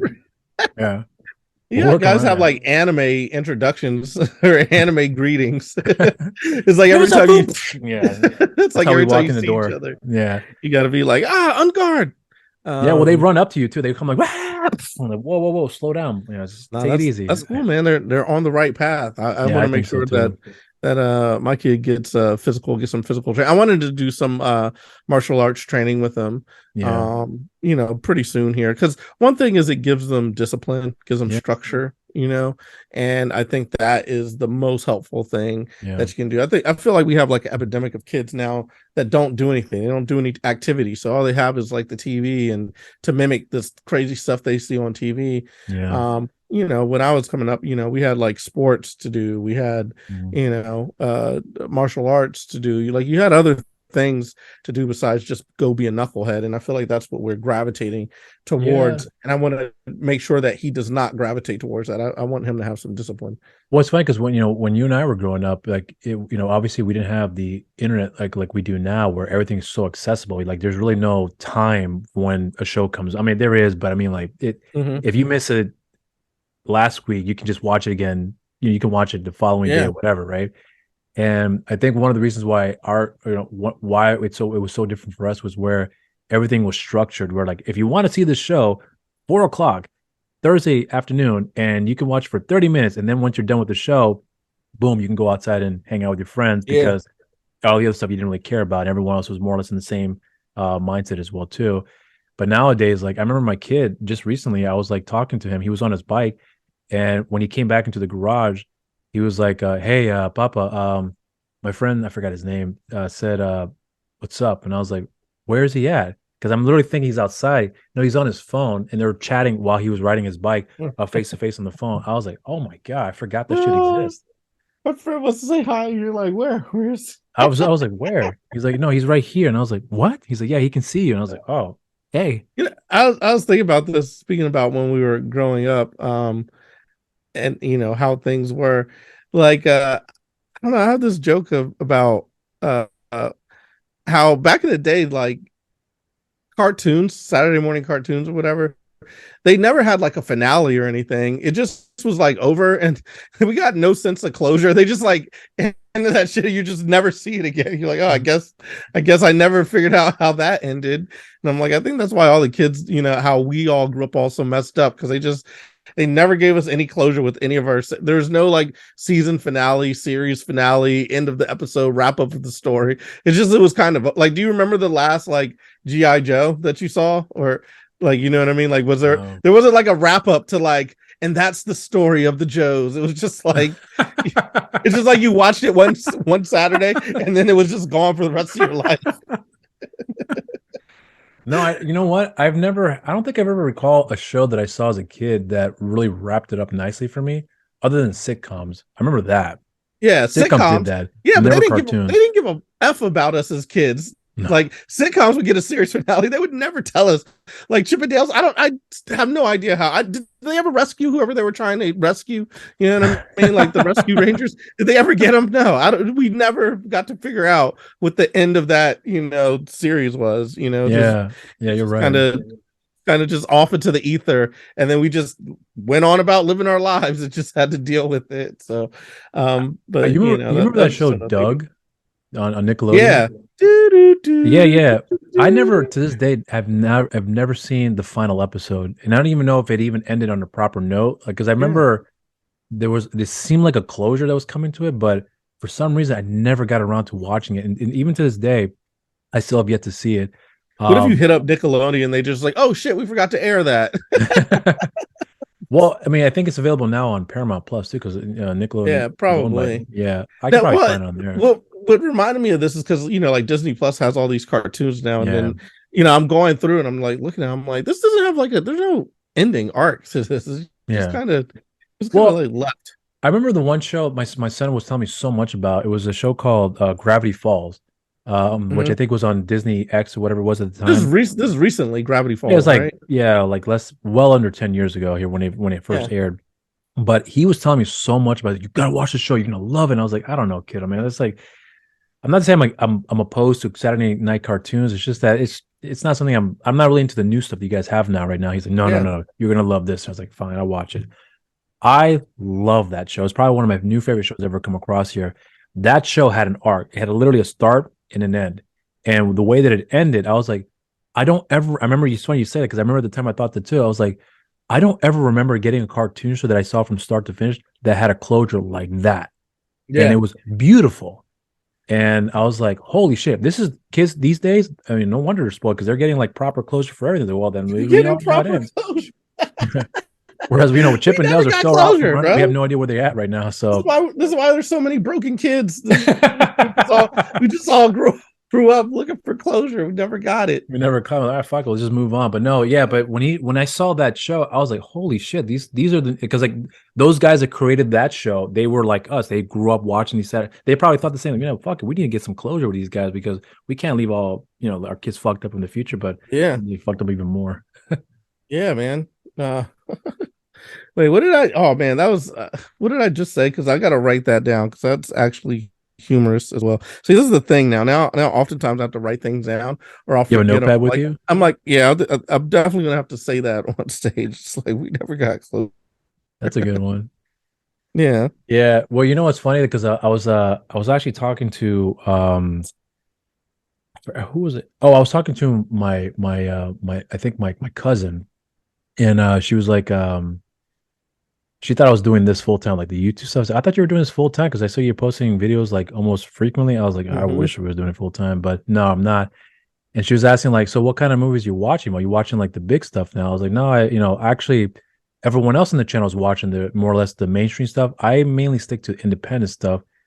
And she was like, really? I was like, yeah. And she's like, are they? She was like, okay, so why? And I was like, because it's just big stream guys. The big stream, the mainstream stuff. I meant to say.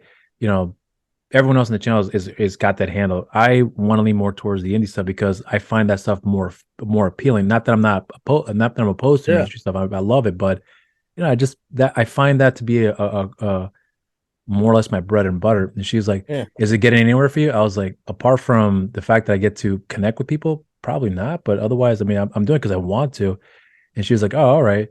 Then I realized something too when she was asking me about that is that the films today, I remember, when I was a kid growing up, and you as well too, like you knew what was coming out, right? Yeah. And then when we talked about movies with her, I was talking about independent films and then mainstream movies. She was like, they had a movie like this. I was like, yeah, they came out like 5 years ago. I was like, I don't remember that movie at all. I was like, it literally was a huge box office hit. I forgot what movie we were talking Yeah. about. Right. Right. Right. And I realized that films that have come out that I remember seeing or remember seeing like a couple years ago, I've forgotten about, and I forgot, oh, when did it come out? Like it's just almost like a regurgitated like conveyor belt of like stuff that's just coming out left and right all the time. And then I realized something too is that it's the same stuff all the time that keeps coming out. When I'm talking about same stuff is like superhero movies, reboots, or the franchise Sequels. that was established like Yeah. 20 years ago that are still going on now, like Fast and Furious and whatnot. It's like the same things are happening over and over again to the point where it's oversaturating the market, if you will. And then like the once in a blue moon movie that comes out, like everything everywhere all at once, like that movie was like such an anomaly that like holy shit, like that movie blew me away. But that was one film out of like a billion other movies that have come out that kind of stuck out above the rest. Yeah, that's a great point that you bring up in terms of how everything is regurgitated and repeated and Yeah. sequels and reboots and Yeah. no new original ideas. But the thing that sucks about it is that's not that's not the world that we live in. It's what Hollywood is giving us, you know? So there's all these people who are in control of things, gatekeepers and whatnot, that they have amazing scripts that are original, that somebody has thought of, put a lot of blood, sweat, and tears, Yeah. hard work, long thoughts into, pour their soul into, and then they just, they'll buy them and put them on a shelf or Right. put them in like production purgatory or things like that. Yeah. So it's like there's all these ideas that could get out into the world that just aren't allowed to because it doesn't, the money thing. Someone's like, I don't know. Yeah, it doesn't fit the If that's criteria. cool. Yeah. I Yeah. used to watch a show called Jericho on like NBC or whatever, which it doesn't matter. Like, I don't know whether the show was good or not. I thought it was interesting and I liked it. And 5 million other people did too, right? And then they like canceled it because apparently 5 million people watching is too low for them. But I'm like, I was like, damn, dude, there could be that many people who like something and you just deem it unworthy.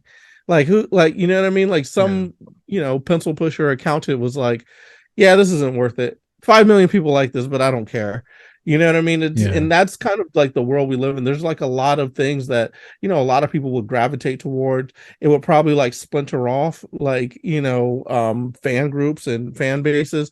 But, people would really be getting what they wanted if some of these like new writers and independent writers are allowed to release those scripts. I think that's another part of what is happening with this whole writer strike too. You know what I mean? Yeah. It's like, so like I feel like the entertainment industry is hurting, but a large reason for it hurting is like people don't really want to see kind of like the stuff that they're putting out. You know what I mean? So that hurts the bottom line, but that isn't the fault of writers who actually trying to put stuff forward that people do want to see. It's more the fault of the studios who keep giving us like something safe, like Fast X. It's a ingrained fan base. It's going to make a few $100,000, $1 billion, whatever it is.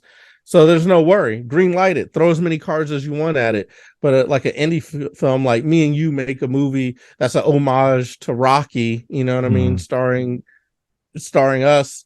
Like I'm not putting any money. That might lose money. But it could be the next Goodwill Hunting that sparks a career and people love. But they're not going to risk it because it's like why risk it when I could just bank a few $1 billion on this movie about nonsensical cars running through buildings and flying in space, and why risk it? I'll just do that. And I think a large part of that is because the money people aren't the creators. They focus on money. Creative people focus on creating art, like making things for the general population, raising the vibration of the nation, I guess, to start rhyming. Nation. But right, raising the vibration. But like I feel like good art raises the vibration vibrational level of the people who consume it. So Yeah. that's what creators are doing. They're trying to raise that vibrational level, but the money people are like, let's not do that. This upsets the boat, or this doesn't fit into our forecast or our accounting. But then you see when those movies like get out from under that and people go indie and kind of do their own things, a lot of times those movies will be like, damn, that was like really good, and it kind of hits you, similar to Everything Everywhere All at Once. Even though Yeah. that became like a studio movie, but it's still like they took like a chance on it. Like, we're going to Yeah. spend some money on this and put it out there and see what happens, and then it comes successful. Well, it's funny because I read an article, it was on comingsoon.net, where they talked about how, studios are spending an ungodly amount of money on various, big tentpole projects, like, the Fast Sex. I think Fast Sex was like $300 million, something like that. Yeah. The Flash, with the reshoot Indiana and everything else, is Jones. like, yeah, Indiana Jones 300 million. Excuse me. And then like Indiana Jones, since you brought that up, was like a film that everyone was expecting to do very, very well. I mean, it made money, but not the money that they wanted. Like, it was $300 million, not including, marketing. So basically, it had to make $1 billion for it to be considered a success, more or less. Mhm. And and I'm thinking, like, where do you spend $300 million on exactly for you to, to say that we need that amount of money to do that? Because, like, someone they pointed out before about when Deadpool was made, the first one, it was like $56 million, I think it was. Mhm. When you look at the movie, it literally looks like $100+ million film, and it's such a concise story. It's a very effective film, with all the different things they were trying to accomplish there. And then it makes over $700 million worldwide on a $56 million budget plus whatever the marketing cost is. So it's very successful. And then, of course, the next film, they obviously up the budget, understandably so.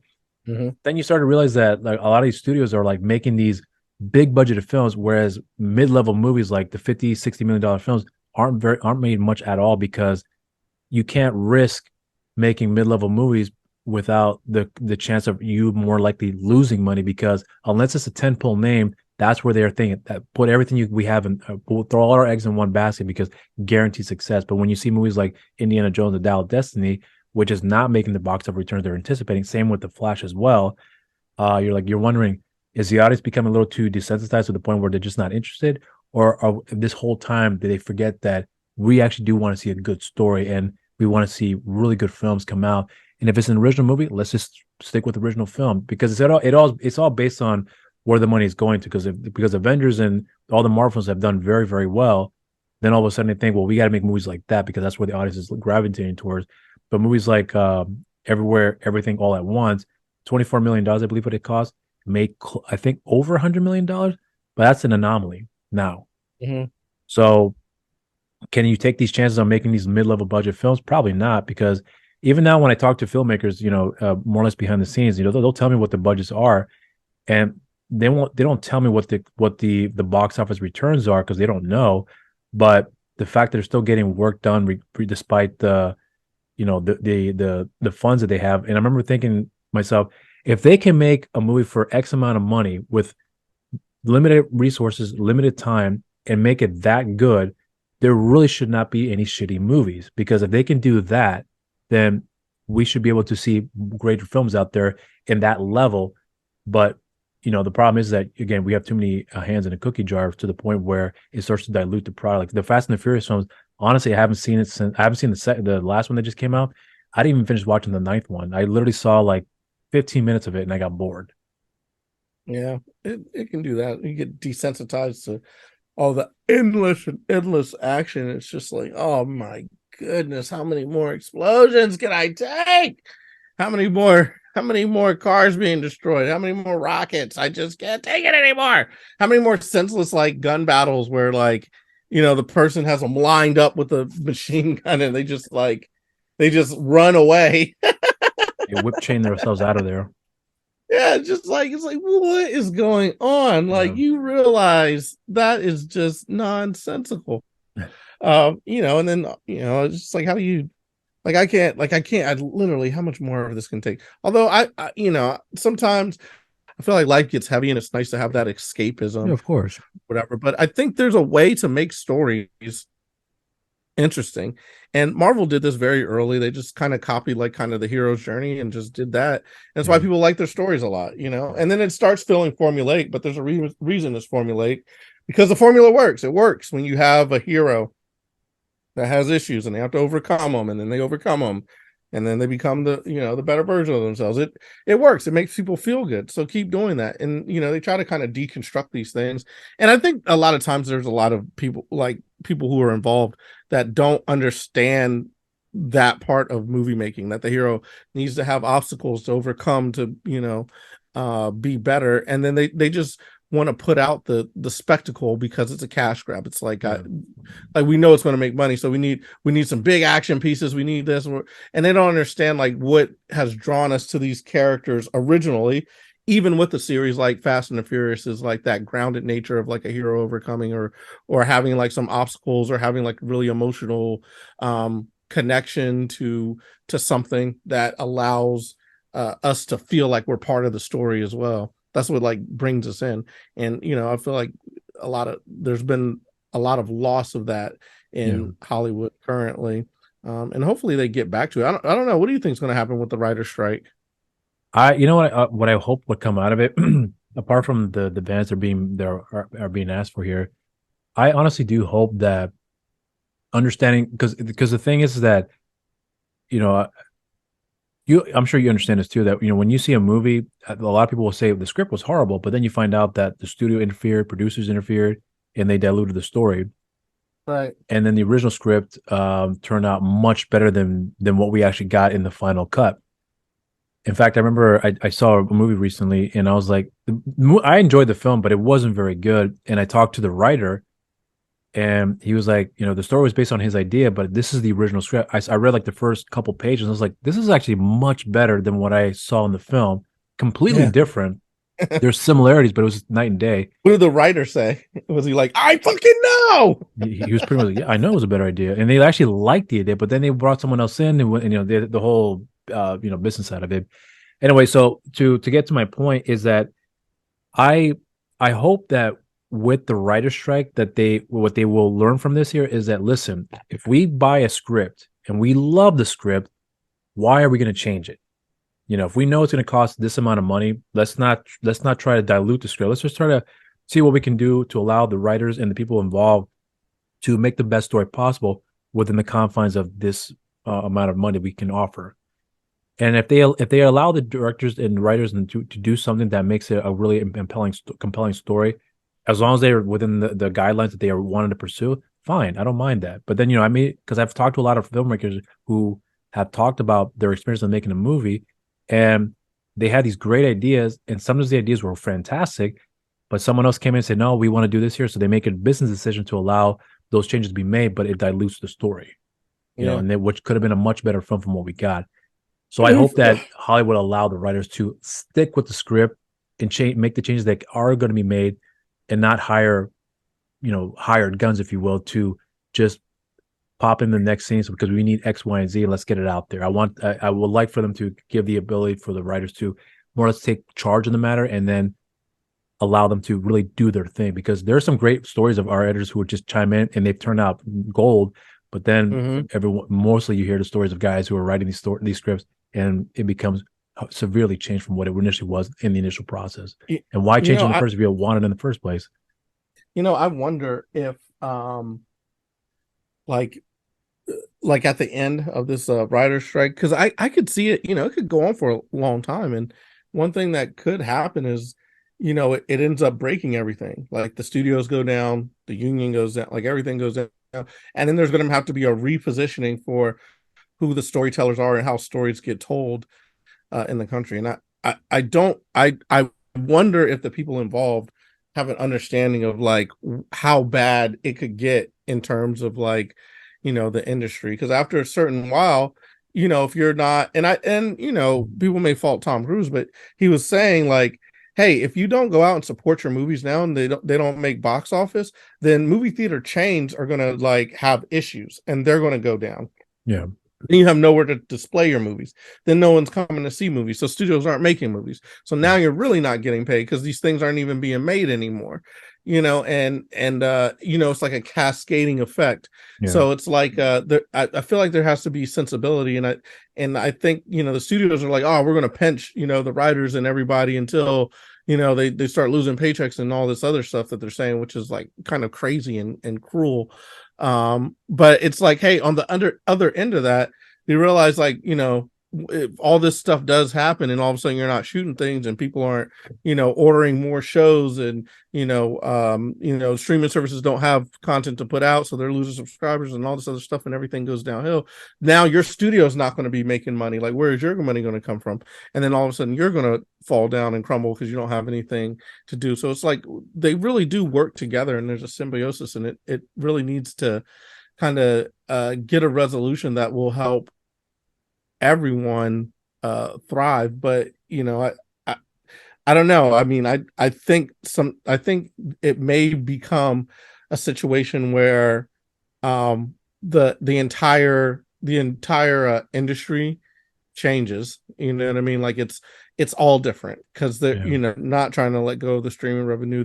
They don't know how to let go of it. All they know how to is like all they really know how to do is just like give out bad contracts and kind of jerk people around, and that's like, you know what I mean? Like, how, but eventually it kind of resets, and it could reset, and if it does reset, it could be in the direction of the writers who you tried to starve out, because they're the ones who are creating the content. All you need is another platform, another outlet where they could make money, and all of a sudden they're all doing that. They're not even coming to the studios anymore. So you're putting out content because you're not making it, and everybody's watching the stuff that they're making because they figured out a way to get their content out, and it's better because they're writers and they know what they're doing. You know what I mean? So it's better because they're really good actors and they know what they're doing. They have a new outlet to do things now.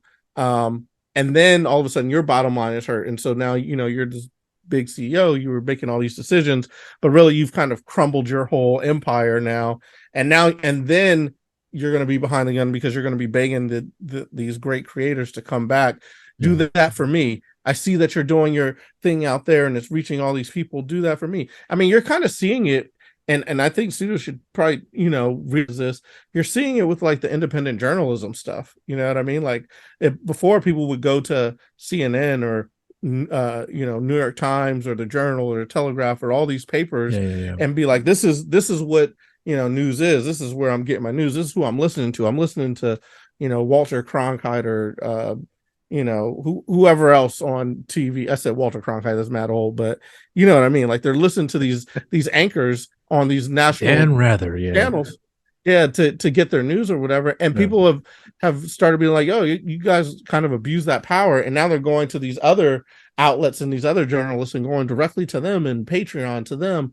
And then all of a sudden it's like, now it's shifted. Now your model isn't working, even though you're the big institution, and all these other people have huge followings that are dwarfing your following now because you didn't give the people what they wanted, which kind of circles back to what I was talking about earlier, being a performer. Give the people what they want, because before long, if you kind of just fillet yourself and just do your thing, you know what I mean, eventually the people are going to be like, I don't want that anymore. But if you're constantly giving the people what they want, they're going to be like, yes, I like that. I love that. You always give me what I want. And that's kind of like for like the Fast and the Furious series. Like, it's ridiculous, it's ludicrous, but it gives people what they want. So people want to see fast cars, like, explosions, beautiful women dancing and all that type of stuff. Like, give them what they want, and then they keep coming back. You know what I mean? 10 films later or whatever. But I think that's what may happen is, I think in the short term it may very much hurt writers and actors and whatnot, but I think in the long term, they're like, if they really do try to break them, there will be a pivot. They will find another outlet, and then the studios are going to be looking like the media is today, like the news media. And they're going to be like struggling and trying to figure things out and kind of being on the verge of collapse themselves. And they didn't see it coming because they were the behemoth. They thought that they could do it all. They thought they were David. They thought they were Goliath, but they couldn't be touched. I bet it's a story as old as time. David and Goliath, like I just said, like the little guy taking out the bigger. the bigger entity, and I think it could happen, but it may be tough in the interim, you know. Well, I think for me, when I started, because you talked about like the news and papers and obviously the studios as well, like you hear this the common tale of like people who have achieved a certain status and almost lose touch of reality, if you Hmm. will. And I also noticed too that when it comes to like, for example, like I would watch some like independent news sources out there, and when they first started, I remember when I first started watching them, like there was a certain neutrality behind why they're doing what they're doing. Hey, we want to tell from a neutral perspective. Let's see both, whatever. And then Hmm. you start noticing as time has gone by that their attention starts to shift towards one side of the argument, and it sticks with Right. that, and they're following that narrative, if you will. And it could be by default, but whatever the case may be. But I also think that when it comes to when it comes to movies, though, the risk factor is that if it we can't risk the fact that we may lose money. That's the major contributing factor why films aren't always made. And if they are going to be made, then they want to add on the same formula we've seen before because this always makes money. Mm. But then you have a movie like, for example, like John Wick, which I remember Chad Stahelski had talked about. He's like, when we made that movie, we thought we had a shit film because a lot of people thought this is not very good because there's you're doing this and you're doing that. Keanu Reeves is not punching in these. You're everything's too far away, and you should be cutting it up. Like it was the opposite of what was going on at the time for action films, at least for the most part, at least in mainstream, I should say. And then when the movie came out, it became a huge hit. Now each film had become better and better, and have done better and better. Where Chad Stahelski literally says in every film that I do for the John Wick movies, I always have to talk to the studio and tell them we have to do these things, or we should be doing these things because it will up the ante, but also it's effective for the overall story. But they're worrying about spending money on these little areas where they don't need to spend money on. He's like, you ever notice why my movies are always shot within 55 days and I never go a day over and I never go over budget? It's because I always prep. And I have to Yeah. emphasize with the studio who don't seem to get that, despite the fact that I've been doing it 3 other times beforehand. So it's like, even though you have somebody out there who does have the clout to do that, you still have a system that says, we saw that it worked, but we want you to still do this. Like, no, we're not doing that. Mm. So I think it's more or less the old heads that are running the studios who just don't know any better. And the people that came up under them, they think that's just the way that it is. Like they accept that's just the reality. In reality, it doesn't have to be that way, in my opinion. So I Well, think in also you time, get what's going to change is who runs it that are going to be more grounded, more realistic. And I hope that that will also influence the industry as well too, to allow more creative freedom in that respect. That's what would happen. I don't think it happened overnight, but maybe in the next 20 years, it probably could be the case. well, yeah, and then also you get like young whippersnappers who are like they just want to change something so they have their name on Yeah, something, and you get that too. That's why you get all the story buys and the writtens. It's like yeah, some person's trying to get their name on the script so that they can use that as a credit for their next thing. You know what I mean? So they yeah. like weasel out somebody else's writing credit. And kind of like you were talking about. It's Yeah. Well, just what it is. I think that in time, it could change because like if you think about it now, if you look at the trajectory with the film industry, you're starting to see like in this case, like I'm going to use like comic book films. The guys that read the comic books growing up are now Yeah. making the movies, whereas before, like Richard Donner, I don't know if he was ever a Superman fan when he made the first film, but he made an incredible movie, right? And then what Right. happened with the sequels? They start to get more watered down and became kind of like a joke. And that goes the same for the Batman movie too. With the first one, which a lot of people loved, the second one, some people liked, some people didn't. Third one became what it was, and I still liked it. Fourth one just became a joke. So like they saw it's always the same. You see what worked, and they're like, we still want to go down this direction. I still like Batman Forever. It's still one of I my like it favorite too. I Batmans. love that movie too. I think it's a great film. It's not the best, but I still love it. But the thing is that now we're seeing that the guys that read these books are making the movies, and are now you have James Gunn as a major example. He's a guy that grew up reading comic books. He knows it's the best way to go about telling the Yeah. stories because all his films, in my opinion, I have not seen one single bad movie of his that he's directed or were ever bad. And for him to oversee that, I think in time we're going to see more of that in these higher positions where people who are running the studios who understand the value of good storytellers rather, and having creative people be involved with the whole process and say, okay, these are the guidelines. As long as you meet these guys, you can do whatever you want, but you only have this amount of money to do it with here. Can you work Right. with it? Great. Off you go.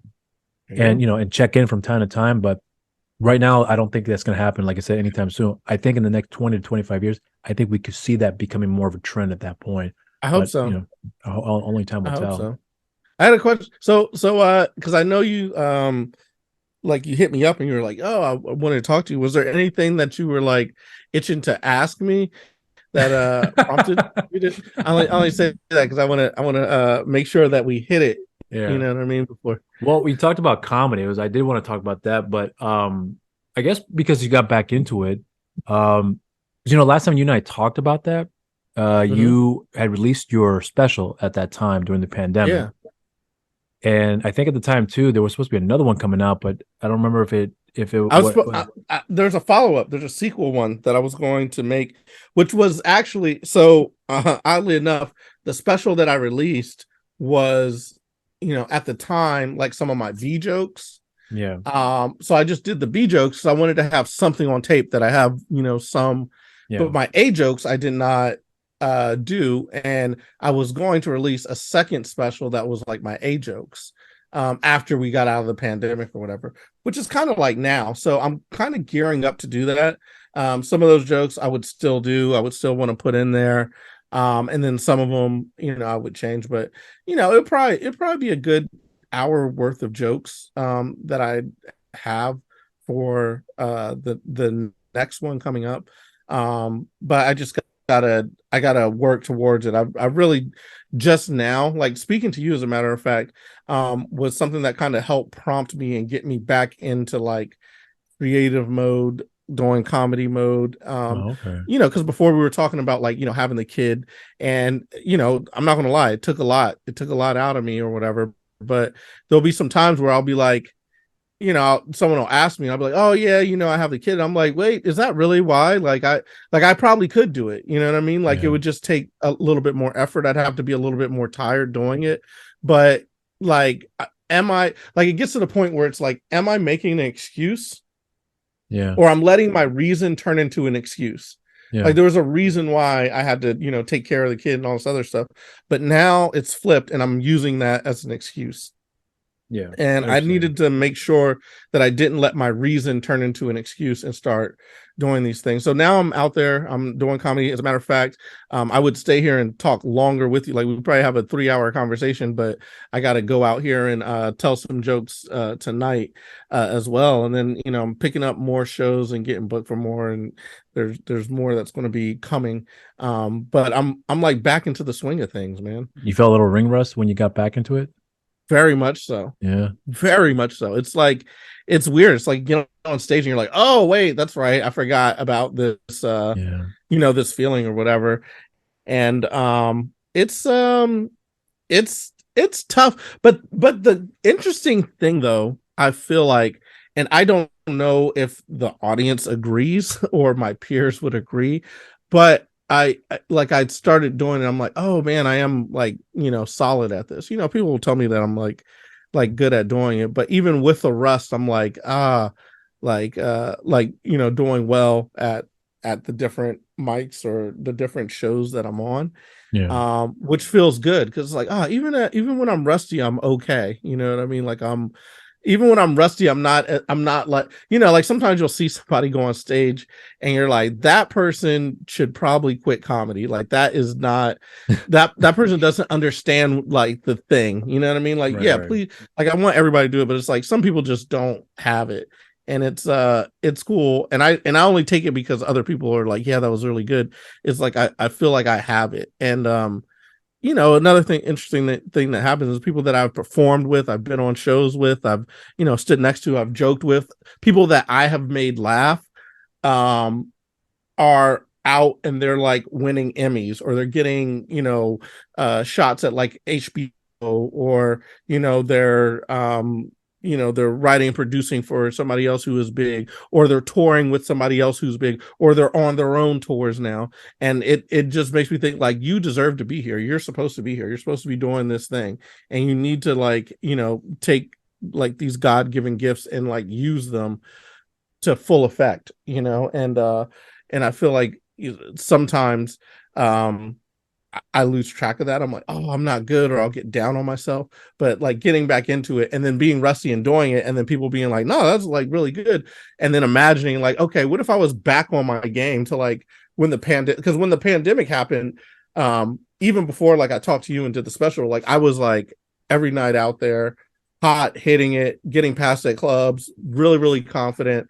Jokes were rolling, and I felt amazing. You And said then jerking like around. Like, yeah, jerking off was going well. what? No, but everything was going really, really solid. And then that happened and it stopped it.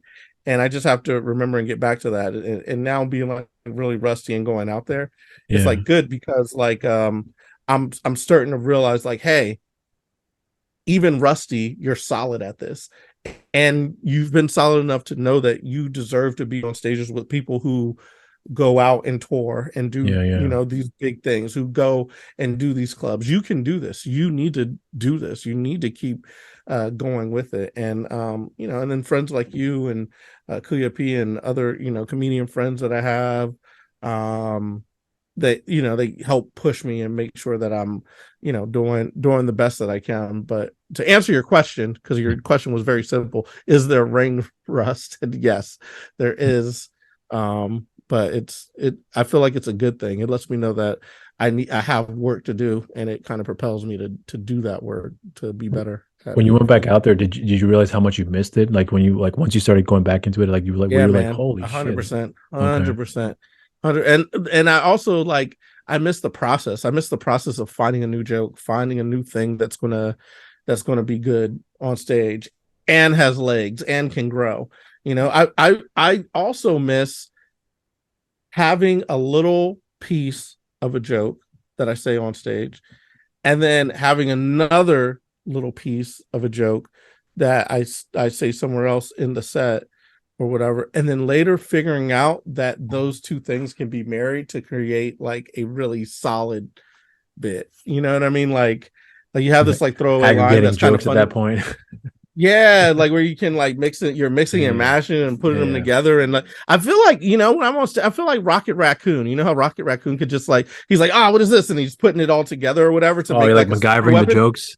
Yeah, MacGyvering, like put them all, you know, and just Yeah, like, yeah, yeah. and then it's like, and then it comes out with the big gun. I feel like that's what I'm doing with the jokes. You know what I mean? I was like, oh, here's this like little thing that was kind of funny. People liked it. Here's this little thing that was kind of funny. It's like, oh, they actually fit together. And then you pull this other, you know, bigger piece that you had. And it's like, ooh, and if I put it with this, oh, now, and then you start like building, and then all of a sudden you have a big fucking set That's instead of a nice. big fucking. That's a pretty good story that you just told me there. So so now when do you think you'll be able to be ready to do the special that you're aiming for? Because since you've had it prepared for a while, and then obviously the pandemic had hit, and then you're now getting back into the swing of things, do you have like a timeline as far as when you're expecting to actually pull Honestly, it off? I should put a date. I have to put a date on the calendar. And if I put a date on the calendar, I feel like that's when I'll be like, you know, that's what I could move towards. And you know, the more I'm going out here, I feel like I could be ready to shoot something in 3 months. Like I feel like Mhm. that is the amount of time of like getting on stage, doing the jokes every night. I feel like under that, I would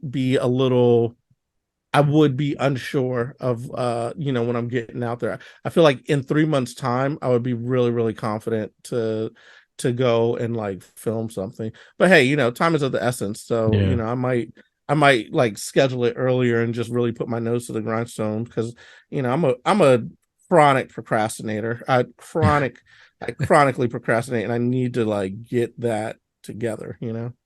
Do you do you still get nervous when you go on stage though?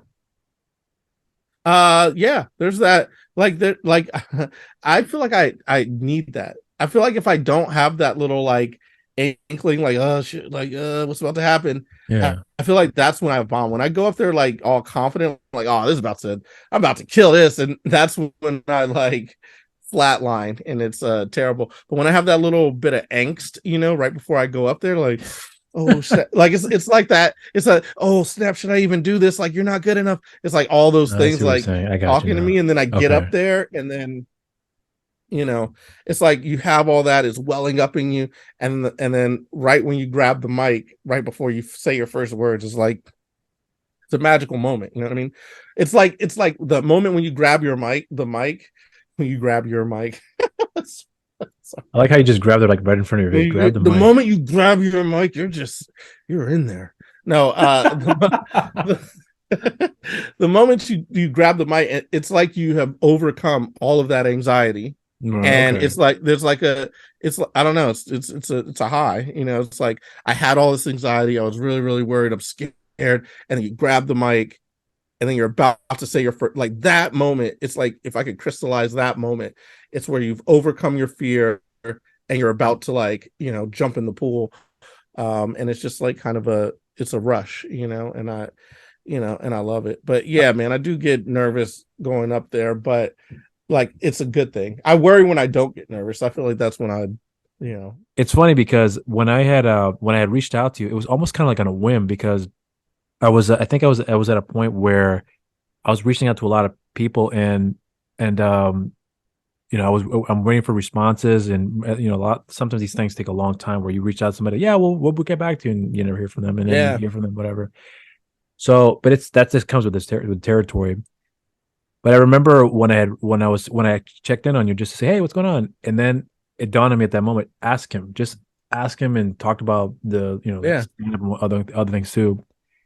And when I remember when you had said, "Yeah, let's set something up," I was like, "What?"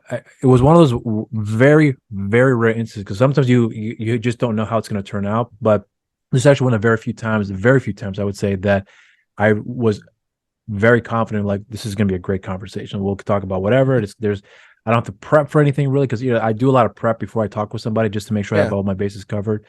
Not to say I didn't do that with you, but because we have history, there was a lot that I felt like we've covered that it would be nice to kind of just go off in a winding direction in Yeah. how it goes from there.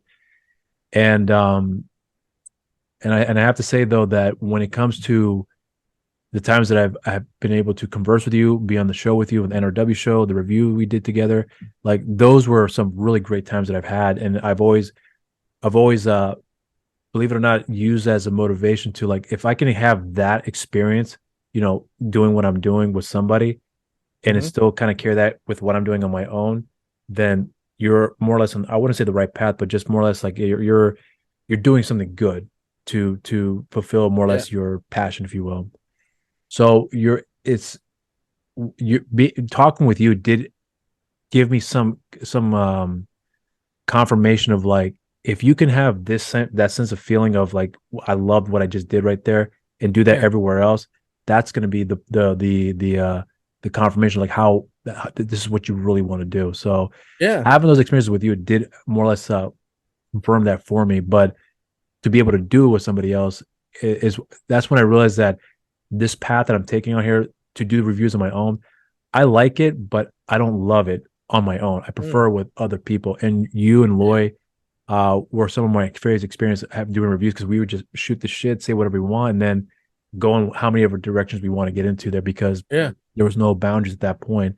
So, I can truthfully say that you have been one of my most favorite people I've ever spoken with here because Oh, you're just a thanks. lot of fun, man. But and at the same time, we get into some stuff where we're like, we're talking about babies being kidnapped and thrown in microwaves, and then we are talking about movies and then stand up among other things as well too. So Yeah. I Right. appreciate all the wonderful insight that we've been able to share with each other at this Yeah. point. Was it too many tangents? I was like, come on. Too many tangents, too many analogies, too many but it's fun though. I mean, I do appreciate that stuff, but like I said before, I really mean that when I say that. And I think that one thing with you that I remember distinctly was that when you were having all these projects in the works here, I was kind of surprised that some of them never came to fruition for one reason or another.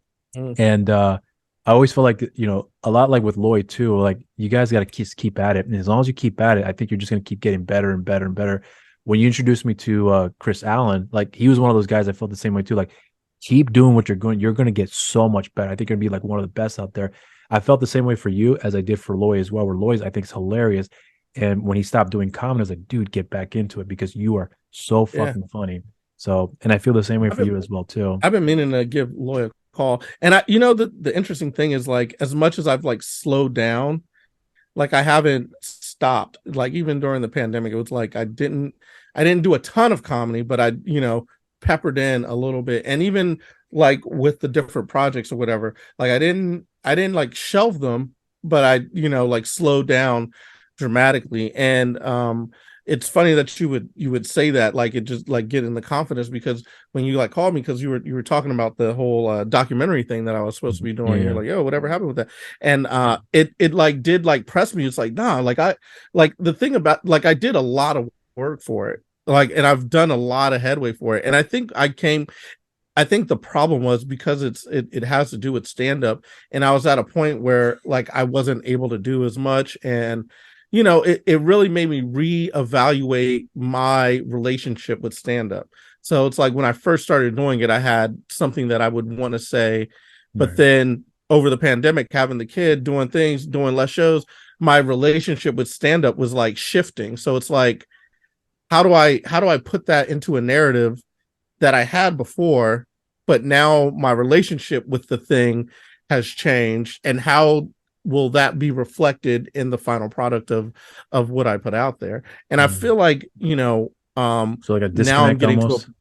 yeah, exactly. It's Yeah. like I felt a certain way. It was like my passion, my number one, my everything. And I have this kid who's now my passion, my number one, my everything. And I'm like, okay, now it doesn't seem like something's jiving, because before I was like nothing would keep me from going out, and now he would. I will stay home and wrestle with him and do whatever and be totally happy doing that. Yeah. You know what I mean? Where before I'd be like, nah, don't be a fucking lazy ass. Get out and do your mics. Go and do your thing or whatever. Yeah. So it's like that love and that care that I had for a craft, and the passion that I had for it. Some of it is like now focused on him. And if I'm putting out this almost like love letter to stand-up comedy through my eyes, um like it feels ingenuine if I'm, or not genuine, how is it, ingenuine, is Disingenuous. that a word? Disingenuous. Disingenuous, there you go, thank you. uh it feels I think it's what disingenuous it to says in put the that thing. dictionary now. Yeah, right.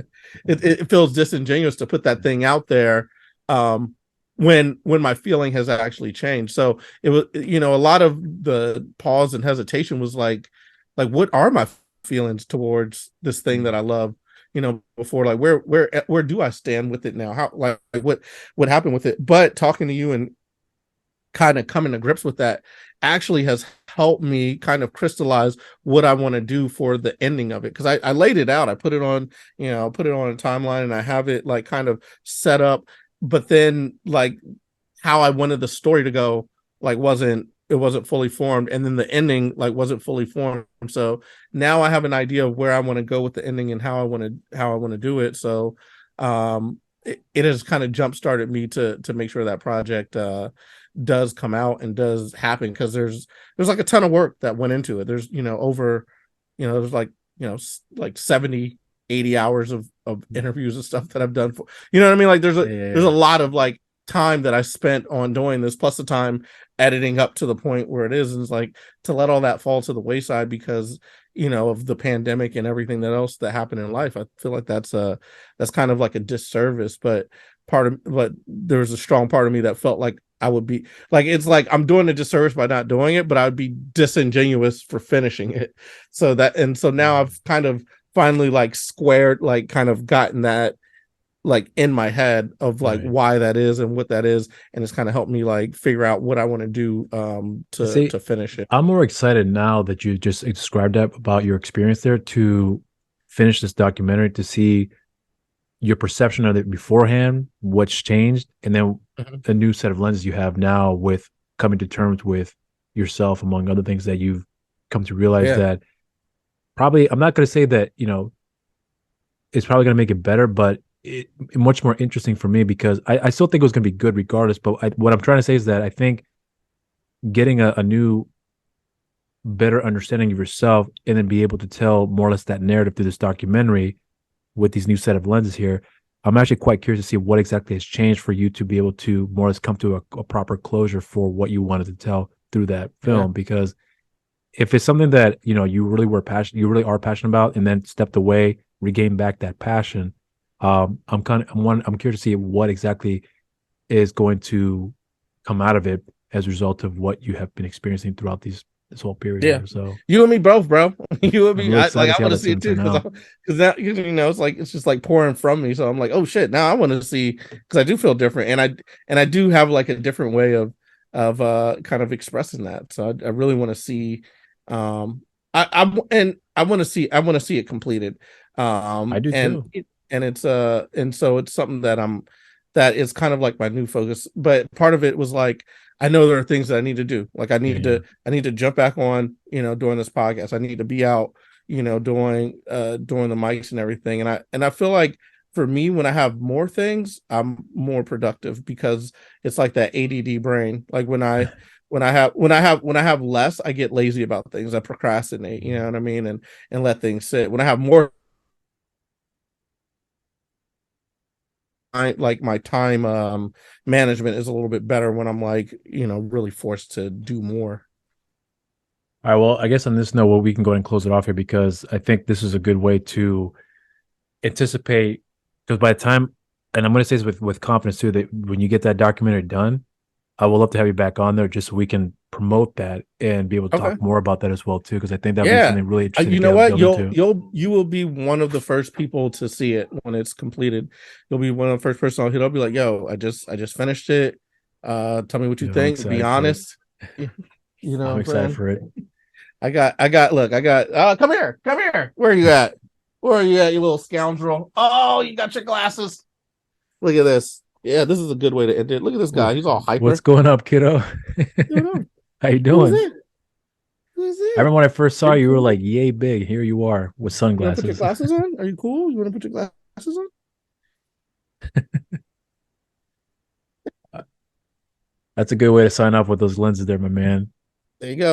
All right, There man. you Well go. done. Tell the people bye bye. Bye Bye. bye. That's all right. All right. Hey, thanks, Rob, man. This was a great talking to you, man. I can't wait to chop it up with you when things are finished. And thank you for putting the fire under me. All right. Well, it was an honor, and I would love to have this on conversation with you again. So until then, cheers, man.